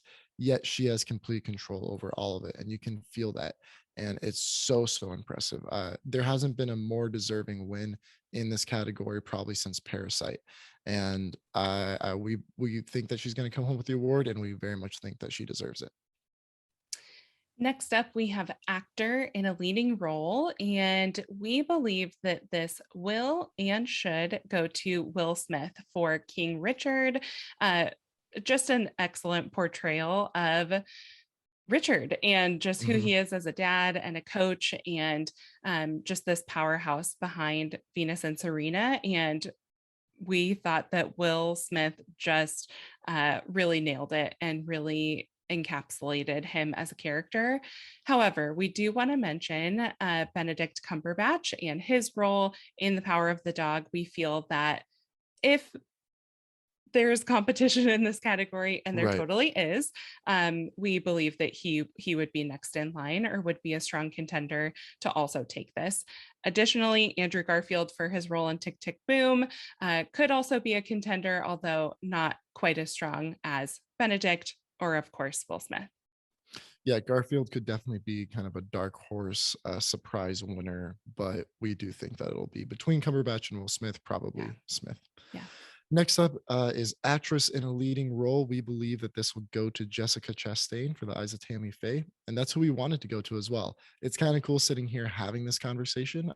When we reviewed Eyes of Tammy Faye initially back in early fall, probably September, October or so, we both said how much we loved the performance and how much we would love to see this nominated for something like Best Actress. And at the time we said that probably won't happen. And it really seemed like that for a long time. No one thought she would get nominated really up until a couple of weeks ago when nominations came out. Heather and I reacted live to the nominations, and that was probably the biggest surprise of the day for me. In the morning when we reacted, was seeing Jessica Chastain's name pop up. So I was so pleasantly surprised that she was even being recognized for this terrific performance, let alone in the past couple of weeks. What's happened is she's now surged to the front of the pack and is easily the standout favorite. Now, that's not to say that there's not competition. Nicole Kidman mostly has been rumored to maybe take home the award later tonight for being the Ricardos. We also want to mention Kristen Stewart for her performance in Spencer, which is absolutely terrific. Honestly, if she won, I'd be just as happy. She's notable mostly because she was the front runner for nearly a year, maybe over a year, really up until the past few months when the conversation just starts to change the closer the award actually gets. But right now, we predict it will go to Jessica Chastain, and we absolutely love that. Yeah. Well, last but not least, that leads us to the category of Best Picture. This year, there are 10 films nominated. Every year, it can range anywhere from 6 films to 10 films that are nominated. Last year, I think we had 8 films in this category, so got a couple more this year. However, we feel that this award will and should go to The Power of the Dog. It was just phenomenal, and I'm so excited about the attention that it's getting. We feel that it's well deserved, and yeah, just a really exciting year for them. However, there were a couple other films in this category that, as Wyatt and I were talking about this category, I think he in particular feels excited about the potential of if there was an upset to The Power of the Dog, it going to either West Side Story or Nightmare Alley. Is that right? Is that a fair representation? No, well, I would love for it to go to West Side Story and Nightmare Alley. Well, let it be known, I wanted to go to Power of the Dog. We both do. That is my favorite film of the year, and that's what I wanted to go to most. If it were to be upset, I would love to see West Side Story or Nightmare Alley win. However, I don't think that is plausible. Those are very much towards the bottom of the pack. It seems like, of course, anything could happen. We'll see in a couple hours. If it is going to be upset, it's mostly likely going to be from Coda or Belfast. Those are the two that are kind of right up there. The way that the Oscars voting system works, well, we don't have time to get into that all, but those potentially have the chance of upsetting. However, the really standout films like Power of the Dog have a good chance of just bursting to the top of the pack in the first voting round and just winning the award outright right then. So that's what we're hoping happens. That was what we predict will happen, and rightfully so. It's a fantastic film. Like we said, favorite of the year. Go watch it if you haven't. You have just a couple hours before you're about to see it win Best Picture. And it's on Netflix, so I'm sure you have easy access. Yeah. All right, everyone. That's what we think will win and should win every award for tonight's Oscars. All right, everyone. Well, that is it. That was the 2022 Two Takes on Film Oscars special. That was a lot of teas. Huge thank you to everyone who was a part of the show. Those of you who sent in your opinions on the different movies nominated. Joel, Thomas, Max for being guests on the show. A huge shout out to Hannah, our editor, for throwing this all together for us. We kind of put her through a lot. We had a lot of restructure of the show, last minute changes, that kind of thing, and she just rolled with the punches, and we think it turned out really well. Lastly, of course, the biggest thank you to you guys for watching. If you've made it this far in the episode, it's been hours of you just hanging out with us, and we are so appreciative that you're willing to do that. Your viewership of the show, you listening to what we have to say about different movies week in, week out, means so much to us, more than you could ever imagine. So thank you so much. Hope you guys enjoyed it. It was a blast. Make sure to tune into the Oscars tonight, 5 o'clock on ABC, 5 o'clock Pacific Standard Time, 8 o'clock for you East Coasters. And if you're anywhere else in the world, I'm not going to do the math, but you should tune in. It's going to be great fun. Right after the show, around 8:30 Pacific Standard Time, head over to Instagram. Heather and I are going to be live on there, kind of debriefing the show, the upsets, the snubs of the night, the surprises, what we thought about it all, and you can hop on and ask us some questions and just kind of talk about it with us. So once again, thank you so much, guys. We appreciate it, and we'll see you there. I'm John. For the good of the country. The country. My husband. King that shall be. I'm Venus. I'm Serena. Barbara Streisand. Sand. Yeah, like sands. Paul.